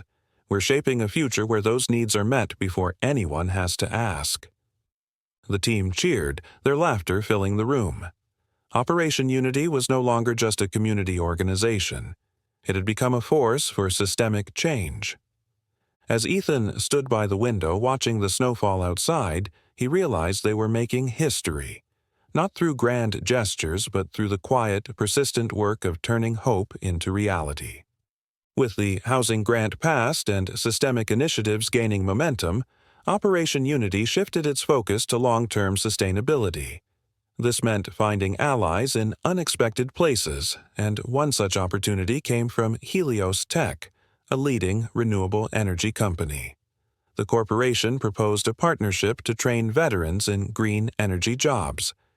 Ethan, initially skeptical, weighed the benefits carefully. "We need to ensure this is about impact, not optics," he said during a team meeting. Maria and Rebecca agreed, emphasizing the importance of setting strict guidelines to align with Operation Unity's mission. After months of negotiations, the Renewable Futures program launched in 3 cities, combining technical training with hands-on experience in solar and wind energy projects. The response was overwhelming. Veterans thrived, building careers while contributing to sustainable solutions. Tamika, a former Navy engineer, became the program's face after sharing her story at a press event. "For the first time in years, I feel like I'm part of something bigger than myself," she said. "We're not just building careers, we're building a better world." The program gained national attention, sparking both praise and criticism. Some accused Operation Unity of selling out. Ethan addressed these concerns during a Q&A session, stating, "If partnerships help us create meaningful opportunities for veterans, then they're worth having." Meanwhile, Operation Unity's other programs continued to grow. The telehealth initiative expanded to reach veterans in rural communities, while the mentorship program's vocational tracks saw record enrollment. However, Rebecca warned of potential burnout. "We need to scale responsibly," she said during a meeting. "Let's bring in regional leaders who can share the load." The team established leadership councils across the country, composed of veterans, community leaders, and field experts. These councils brought fresh ideas, like training veterans in sustainable farming in the Midwest, adapting initiatives to meet regional needs. The results were immediate. Farm-to-table programs led by veterans began to thrive, gaining local and national attention for their dual focus on food sustainability and veteran empowerment. Ethan and Maria visited one of these farms during a tour of the Midwest programs. The rolling fields were dotted with greenhouses and solar panels, a testament to the ingenuity of the veterans leading the project. A veteran named Chris, who had struggled with PTSD after his service, proudly showed them around. "This farm saved my life," Chris said, his voice filled with emotion. "It gave me purpose again, and now I'm helping others find theirs." Hearing Chris's words reminded Ethan why they had started this journey. The impact of their work was evident not just in the statistics, but in the lives they were changing. As Operation Unity celebrated its successes, Ethan reflected on its evolution. A late-night call from Malik, the veteran whose story had driven hiring reforms, underscored the impact of their work. "Because of you, I've got a job I'm proud of," Malik said. "I'm mentoring others now. Feels like I'm paying it forward." The year ended with a national summit that brought together veterans, partners, and supporters. During the closing speech, Ethan addressed the audience with conviction. "This isn't about one organization. It's about what we achieve together. Every step brings us closer to a world where no one is left behind." The applause echoed through the hall as Ethan stepped off the stage, Maria by his side. "That was your best speech yet," she said, smiling. "It's the people," Ethan replied. "They're the reason we're here." The summit ended with a series of workshops and breakout sessions, during which participants developed actionable strategies to implement in their own communities. One workshop, focused on veteran entrepreneurship, highlighted the success of a former Air Force medic who had started a health and wellness business after participating in Operation Unity's mentorship program. In another session, veterans and policymakers discussed the importance of breaking down barriers to education. A young veteran named Elijah shared how the support he received from Operation Unity allowed him to complete a degree in engineering. "I wouldn't be here today without this program," Elijah said. "It's more than a support system. It's a lifeline." A particularly moving moment came when Maria introduced a new initiative aimed at bridging the gap between veterans and underfunded schools. The pilot program paired veterans as guest teachers and mentors in STEM classes, where they shared their unique skills. Teachers reported that students were more engaged and inspired by the first-hand accounts of resilience and problem-solving. As the event concluded, Ethan and the core team gathered in a quiet corner to toast their achievements. Rebecca, holding her glass high, summed it up perfectly. "To all of you," she said, her voice steady, "this isn't just about what we've done. It's about what's next, and I have no doubt we're ready for it." For the first time in years, Ethan felt a sense of balance. Operation Unity had become a movement, a force of change that was bigger than any one person, and as he looked around at his team, he knew they were prepared to carry it forward. The new year brought fresh challenges and opportunities for Operation Unity. With their initiatives firmly established across the country, the team decided to expand their focus to international collaboration. Ethan and Maria saw this as the natural next step to amplify their impact and connect with global veteran networks. The opportunity came sooner than expected when a prominent European veteran organization invited Ethan to speak at their annual summit in Brussels. The invitation highlighted a shared vision, bridging veteran communities worldwide through shared knowledge and collaborative projects. "It's a chance to take our mission beyond borders," Maria said as she reviewed the details with Ethan. "But we need more than just a speech. We need a plan to show how Operation Unity can contribute globally." Ethan agreed, and the team spent weeks preparing.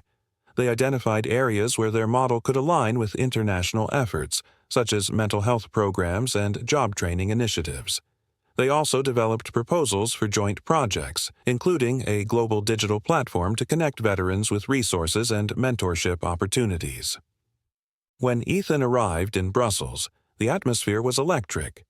The summit brought together veterans, policymakers, and organizations from over 30 countries. Ethan was both excited and nervous as he prepared to present Operation Unity's vision to a global audience.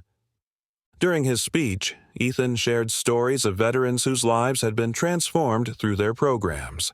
He emphasized the importance of collaboration, stating, "We all face similar challenges, but together, we can build solutions that transcend borders. Veterans are not just assets to our countries. They are global citizens with the power to inspire change." The response was overwhelming. Delegates from multiple countries approached Ethan afterward, eager to learn more about Operation Unity's work. A representative from an Australian veteran organization expressed interest in adapting their telehealth model, while a Scandinavian group proposed a joint research initiative on PTSD treatment. As the summit progressed, Ethan participated in workshops and panel discussions, forging connections that laid the groundwork for future partnerships. Maria, who joined remotely, worked tirelessly to coordinate follow-ups with interested organizations.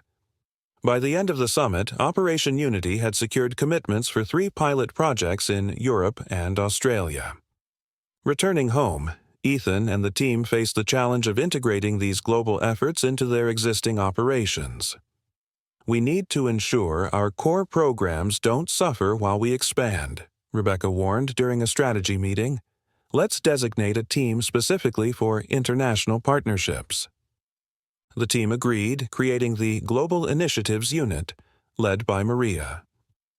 This new division focused on managing international collaborations while maintaining alignment with Operation Unity's mission. The first project, a telehealth pilot with Australia, launched within months, offering veterans in remote areas access to mental health services through the platform developed by Operation Unity. Meanwhile, the domestic programs continued to thrive. Helios Tech, impressed by the success of the Renewable Futures program, doubled its investment, allowing the program to reach 6 additional cities. Veterans like Tamika became mentors, guiding new participants and solidifying the program's impact. The mentorship program also evolved, with specialized tracks in artificial intelligence and cybersecurity. Veterans enrolled in these programs gained cutting-edge skills, becoming pioneers in addressing national and global security challenges. Ethan found himself busier than ever, juggling the demands of both domestic and international efforts. Despite the challenges, he felt a renewed sense of purpose as he watched Operation Unity's vision come to life on a global scale. One evening, Maria called with exciting news. "We've been invited to the United Nations Global Forum on Social Innovation," she announced. "They want us to present Operation Unity as a model for cross-sector collaboration." The news was both thrilling and daunting. The forum was a prestigious event, attended by world leaders and innovators. It was an opportunity to showcase Operation Unity's achievements, but it also came with high expectations. The team worked tirelessly to prepare for the forum. Rebecca spearheaded the presentation, while Ethan focused on refining their message. "We're not just representing Operation Unity," he said. "We're representing every veteran who's ever felt overlooked or undervalued. This is our chance to show the world what's possible when we invest in people." When the day of the forum arrived, Ethan and Maria presented a comprehensive overview of Operation Unity's work. They highlighted successes like the telehealth initiative, the Renewable Futures program, and the global partnerships taking shape. The audience, including heads of state and major NGO leaders, responded with a standing ovation. The forum marked a turning point. Offers of collaboration poured in from around the world, ranging from research initiatives to funding for new programs. Ethan knew they had reached a new level of influence but remained grounded, focused on the veterans whose stories had brought them here. As the team celebrated their achievements, Ethan reflected on their journey. Operation Unity had grown into a global movement, but its heart remained the same: empowering veterans to lead meaningful lives and make a difference. "Here's to what's next," Maria said during the celebration. Ethan raised his glass with a quiet smile. They had come so far, but he knew their greatest achievements were still ahead. The momentum Operation Unity had built on the global stage ushered in a new era of influence and impact. As partnerships flourished, the team turned their attention to an ambitious new project: the creation of a Veteran Innovation Hub. This initiative aimed to combine the talents of veterans worldwide to tackle pressing global challenges such as climate change, disaster recovery, and technological development. Ethan presented the idea during a team meeting. "We've proven what's possible when veterans lead in their communities. Now, let's take it a step further. Imagine a space where veterans from different countries can collaborate on solutions that benefit the world." The proposal was met with excitement, but also questions. Rebecca raised a key concern. "It's a bold vision, but we need a clear plan. How will we fund it? How will we bring people together?" Maria chimed in, already thinking ahead. "We can build on the partnerships we've formed. Organizations like Helios Tech and the United Nations have shown interest in supporting innovative projects. If we frame this as a global initiative for change, the funding will follow." Over the next several months, the team worked tirelessly to turn the vision into reality. They secured funding from corporate sponsors, international NGOs, and philanthropic foundations. A retired university campus in Geneva, Switzerland, was chosen as the site for the hub, its central location symbolizing the global unity at the heart of the project. The Veteran Innovation Hub officially launched with a week-long summit attended by veterans, researchers, and innovators from over 40 countries. The event featured keynote speeches, interactive workshops, and brainstorming sessions aimed at identifying key areas of focus for the hub's first year. Ethan opened the summit with a heartfelt speech. "This hub represents more than a physical space. It's a testament to the power of collaboration and the unique strengths veterans bring to solving the world's challenges. Together, we can redefine what it means to serve." One impactful moment came during a panel on disaster recovery. A veteran from Japan shared his experience leading relief efforts after a major earthquake, inspiring a working group to design a global, veteran-led disaster response network. Meanwhile, Tamika led a session on scaling solar energy projects, sparking ideas for adapting models to other sustainable energy forms. As the hub gained traction, it became clear that its impact extended beyond projects. The collaborative environment fostered purpose among veterans, many of whom had struggled to find meaning after their service. One evening, Ethan walked through the hub's main hall, watching groups huddle over whiteboards and laptops. Maria joined him, her expression reflective. "Do you ever think about how far we've come?" she asked. "All the time," Ethan replied, "but what excites me most is how far we still have to go."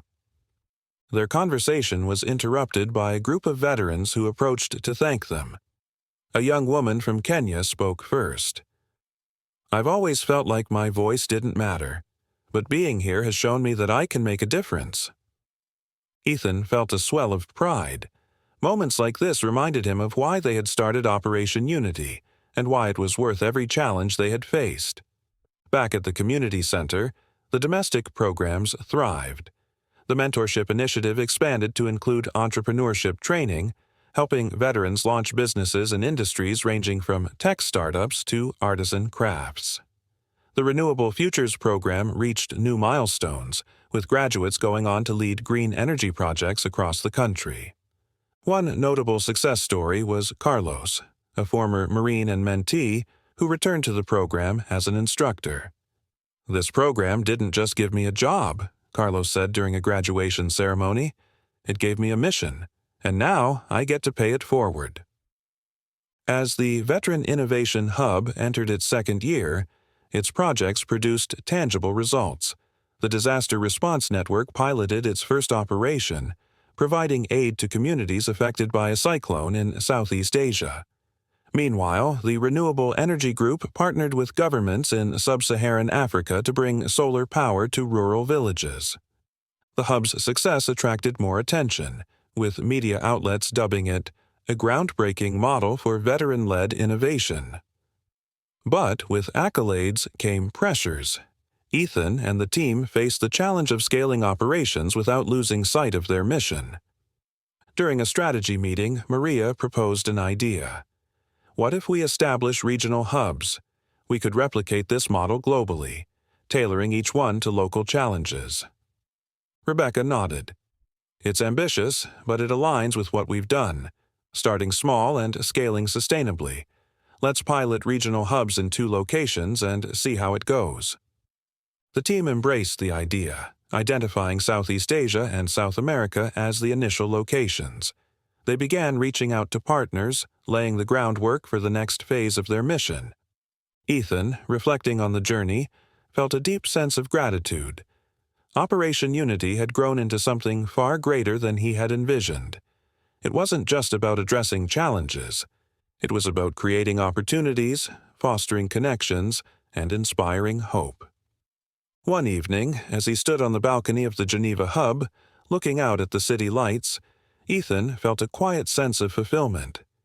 He imagined the possibilities ahead: regional hubs thriving, veterans leading global initiatives, and a world where their potential was fully realized. "Change starts with us," Ethan whispered to himself, his resolve stronger than ever. His thoughts turned to the veterans they had yet to reach, and he knew their mission was far from over. The launch of regional hubs in Southeast Asia and South America marked a new phase for Operation Unity.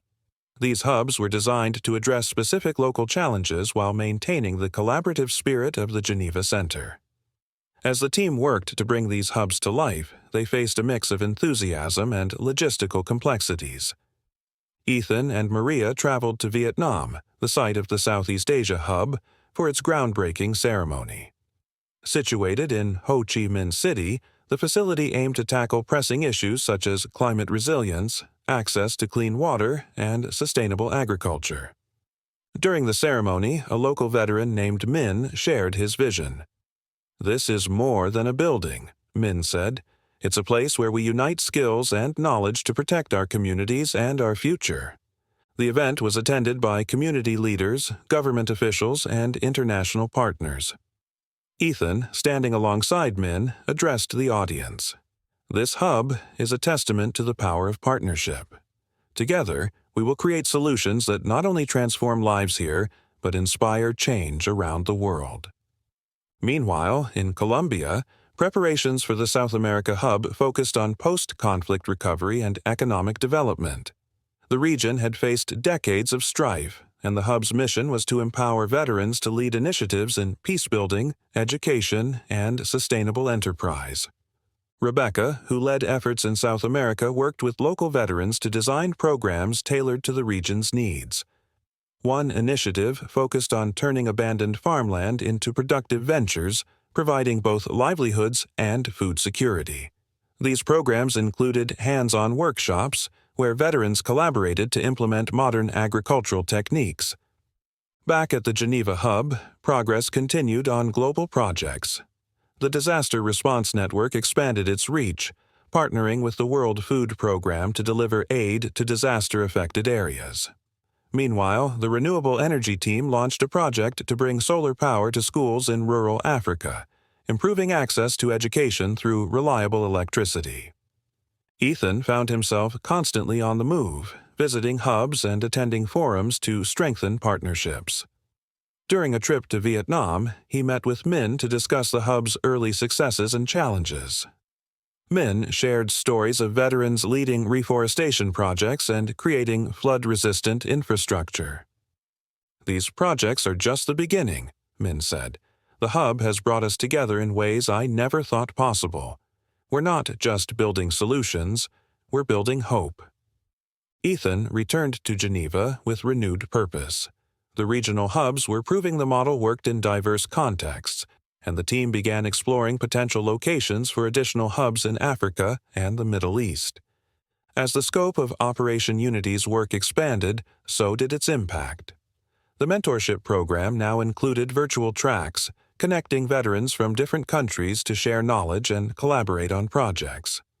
This digital initiative was invaluable, especially for veterans in remote areas who lacked access to resources. One compelling success story came from Colombia, where Sophia, a veteran struggling to find purpose, became a leader in sustainable agriculture. Training other veterans to cultivate crops using environmentally friendly methods, Sophia transformed her life through the hub. Her story, featured in an international documentary, brought widespread attention to Operation Unity's work. "This isn't just about farming," Sophia said during the documentary. "It's about healing our land, our communities, and ourselves." Back in Geneva, Maria proposed a bold idea during a strategy meeting. "What if we hold a global summit for all the hubs? It could be a way to celebrate progress and set goals for the future." The idea gained immediate support, and the team began planning the summit at the Geneva hub. The event would bring together veterans, partners, and leaders from across the world to share insights and build new connections. As the summit approached, Ethan reflected on the journey that had brought them here.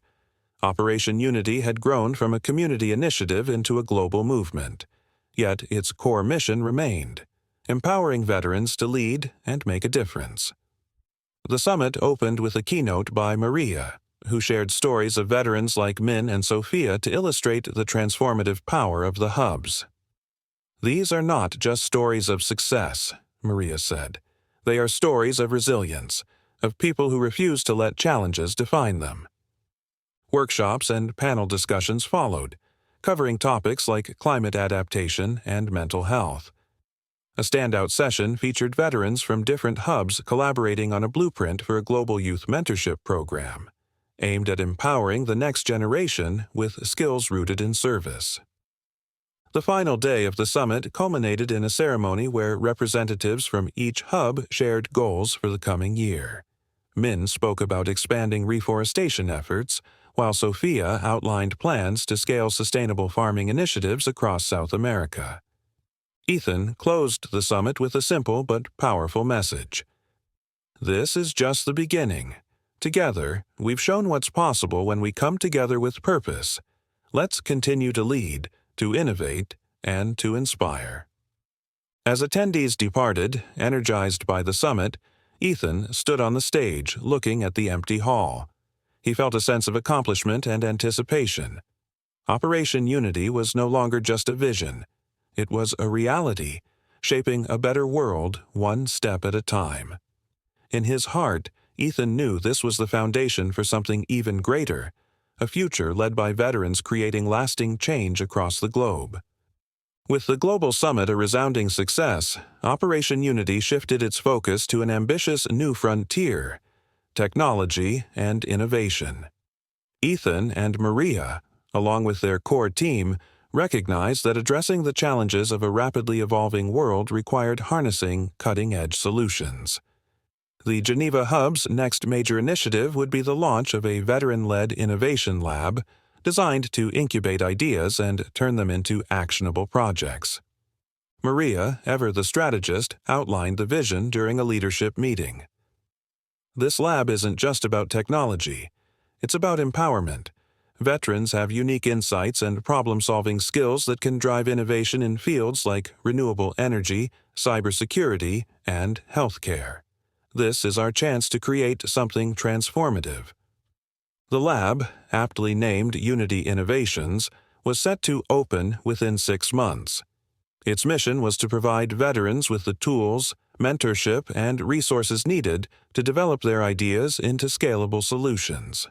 The team reached out to universities, tech firms, and investors to build partnerships, and the response was overwhelmingly positive.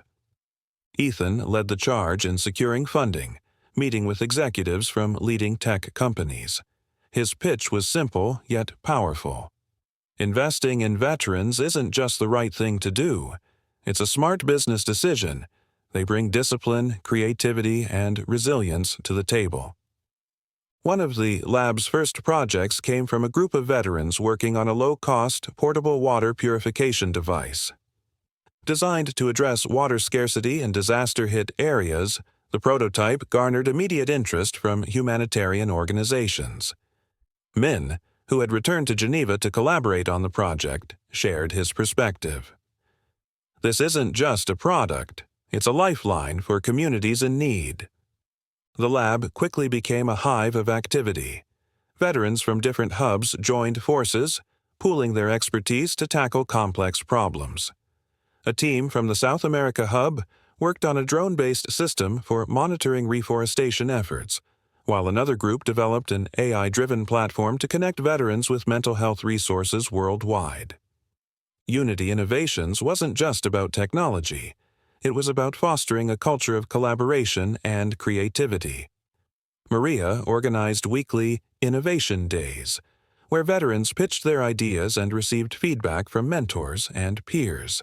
These sessions became a source of inspiration, with new concepts emerging every week. One standout project involved the development of a solar-powered mobile clinic designed to bring healthcare to remote areas. Led by Tamika and a team of engineers, the clinic could be deployed within hours and operated entirely off the grid. The first prototype was tested in a rural village in Africa, where it provided medical care to over 500 residents in its first month. The success of Unity Innovations attracted global attention. Media outlets featured stories about the lab's projects, highlighting the ingenuity and determination of the veterans involved. Ethan, ever humble, deflected the praise. "This isn't about me or any one person. It's about what we can achieve together." Despite the accolades, challenges remained. Balancing the demands of the lab with the broader mission of Operation Unity required careful planning. Rebecca, always the voice of reason, emphasized the importance of staying true to their core values. Innovation is exciting, but we can't lose sight of our mission to empower veterans. Let's make sure the lab supports, rather than overshadows, our other programs. The team agreed, integrating the lab's work with ongoing initiatives. Projects like the water purification device and the solar-powered clinic became part of the disaster response network, ensuring they reached communities in need. Meanwhile, the mentorship program began offering training in tech skills, preparing veterans for roles in Unity Innovations and beyond. Ethan, reflecting on the lab's progress, felt a deep sense of pride. He visited the facility often, walking through its bustling halls and listening to veterans share their ideas. One afternoon, he met a young woman named Aisha, a recent graduate of the mentorship program who was developing a renewable energy solution for refugee camps. Her determination reminded him of why they had started this journey. "This is just the beginning," Aisha said. "We have so much potential to make a difference." Her words stayed with Ethan as he prepared for the next phase of Operation Unity's evolution. The lab was more than a space for innovation. It was a symbol of what could be achieved when veterans were given the opportunity to lead. As Unity Innovations continued to grow, Ethan and his team remained focused on their ultimate goal, creating a world where veterans were not only supported, but celebrated as agents of change. The lab's first anniversary was marked with a showcase event attended by global leaders and investors. Projects like the mobile clinic and the reforestation drones were demonstrated, drawing praise and funding for future development. Ethan, addressing the attendees, spoke from the heart. "This lab is proof that veterans are more than their service. They are visionaries, creators, and leaders. Together, we're building a future driven by innovation and compassion." As the event concluded, Maria pulled Ethan aside. "We've come so far," she said, her voice filled with emotion, "but I can't help thinking about what's next." Ethan smiled. "That's the beauty of this journey. There's always more to do, and I know we're just getting started." As he walked through the lab one last time before heading home, Ethan stopped to watch a group of veterans collaborate on a new project. Their energy and creativity filled the room, a testament to what they had built together. Ethan knew this was just the beginning of Unity Innovation's story, a story that would inspire and transform lives worldwide. The Unity Innovations Lab had become the beating heart of Operation Unity's global mission, but for Ethan, the journey felt incomplete without a lasting legacy that went beyond programs and projects. As he stood in the lab's central atrium, surrounded by veterans, innovators, and changemakers, he realized what the next step needed to be: a platform that could sustain and scale their work for generations to come. Ethan called an emergency meeting with Maria, Rebecca, Min, and other key leaders. "We've built something extraordinary," he began, "but it's time to think about what comes after us. Operation Unity needs to be more than a movement. It needs to be an institution." Rebecca nodded. "A foundation," she suggested. "Something that will preserve our mission, values, and impact no matter who's at the helm." Over the next few months, the team worked tirelessly to establish the Unity Foundation, a global entity designed to support veterans through grants, research, and advocacy. Its mission: to empower veterans not only within Operation Unity's framework, but across the world, ensuring their voices and contributions would never be overlooked. The Foundation's launch was planned as the pinnacle of Operation Unity's second global summit, hosted at the Geneva Hub. Leaders from all the regional hubs, international partners, and even heads of state gathered to witness what was described as the future of veteran-led change. Ethan, as always, kept the focus on the people behind the work. "This isn't about me," he said during a planning session. "It's about creating a world where veterans are seen, heard, and valued." The summit was a spectacular event.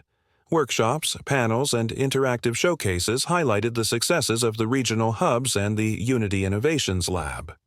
Aisha presented her renewable energy solution, which had already begun transforming refugee camps across the Middle East. Tamika led a session on scaling mobile health clinics, while Sophia discussed her sustainable farming initiatives in South America. Each story was a testament to the power of veterans to lead change. The highlight of the summit came when the Unity Foundation was officially unveiled. Ethan took the stage, his voice steady but filled with emotion. "This foundation is our promise to every veteran, everywhere that their potential will never go untapped. It's our commitment to build a future where service leads to opportunity, and where no one is left behind." The applause was thunderous. As the summit continued, partnerships were forged, and funding commitments poured in, solidifying the Foundation's future. Ethan felt a deep sense of fulfillment, but also a quiet readiness to step back. Operation Unity had grown beyond him. It was now a global force for good, powered by the collective efforts of countless individuals. After the summit, Ethan and Maria shared a quiet moment on the balcony of the Geneva Hub. The city lights reflected their journey, a spark that had grown into a brilliant, unstoppable blaze. "It's time, isn't it?" Maria asked softly. Ethan nodded. "It is. Operation Unity doesn't need me anymore. It's bigger than any one person now." In the weeks that followed, Ethan transitioned leadership to a council made up of representatives from the regional hubs, ensuring that Operation Unity's direction would always reflect the needs of its diverse communities. Maria took on a leading role within the Unity Foundation, championing its initiatives with her characteristic vision and drive. Ethan, for the first time in years, allowed himself to take a step back. He traveled to visit the regional hubs, not as their leader but as a quiet observer, soaking in the progress and hope that had been cultivated. In Vietnam, he helped plant trees as part of Min's reforestation project. In Colombia, he walked the fields Sophia had helped reclaim, marveling at the transformation. In Africa, he joined Tamika's team to deliver a new solar-powered clinic, witnessing firsthand how veterans were saving lives. Everywhere Ethan went, he saw the impact of their work, not in grand speeches or accolades, but in the lives of the people they had touched. Veterans who once struggled with purpose were now leading their communities, innovating solutions, and mentoring the next generation. Operation Unity had become more than a movement. It was a way of life, deeply embedded in the fabric of the communities it served. On his final night in Geneva, Ethan sat alone in the atrium of the Unity Innovations Lab. The walls were covered in photographs and quotes from veterans who had been part of the journey. A plaque near the entrance bore the words that had guided him from the start. Service doesn't end. It evolves. Maria joined him, bringing 2 cups of tea. "You did it, you know," she said with a smile. "We did it," Ethan corrected, "and they'll keep doing it long after us." As he prepared to leave Geneva, Ethan felt no sadness, only gratitude. Operation Unity had been his life's work, but it wasn't the end of his story. It was a beginning, not just for him, but for every veteran who would carry the mission forward. The next morning, the Geneva hub was filled with farewells. Veterans and staff gathered to wish Ethan well, their faces a mix of gratitude and admiration. Ethan stood at the center, his heart full as he spoke one last time. "This isn't goodbye," he said, "because Operation Unity will always be a part of me, as I know it will be for all of you." As the plane ascended, Geneva disappeared beneath the clouds, but Ethan's mind was already racing with thoughts of the future. Somewhere, another veteran was waiting for their chance to lead, and Operation Unity would be there to guide them. The work was never finished, but for Ethan, that was the beauty of it. The flame had been lit, and it would never go out. It was a legacy of service, a testament to resilience, and a beacon for generations to come.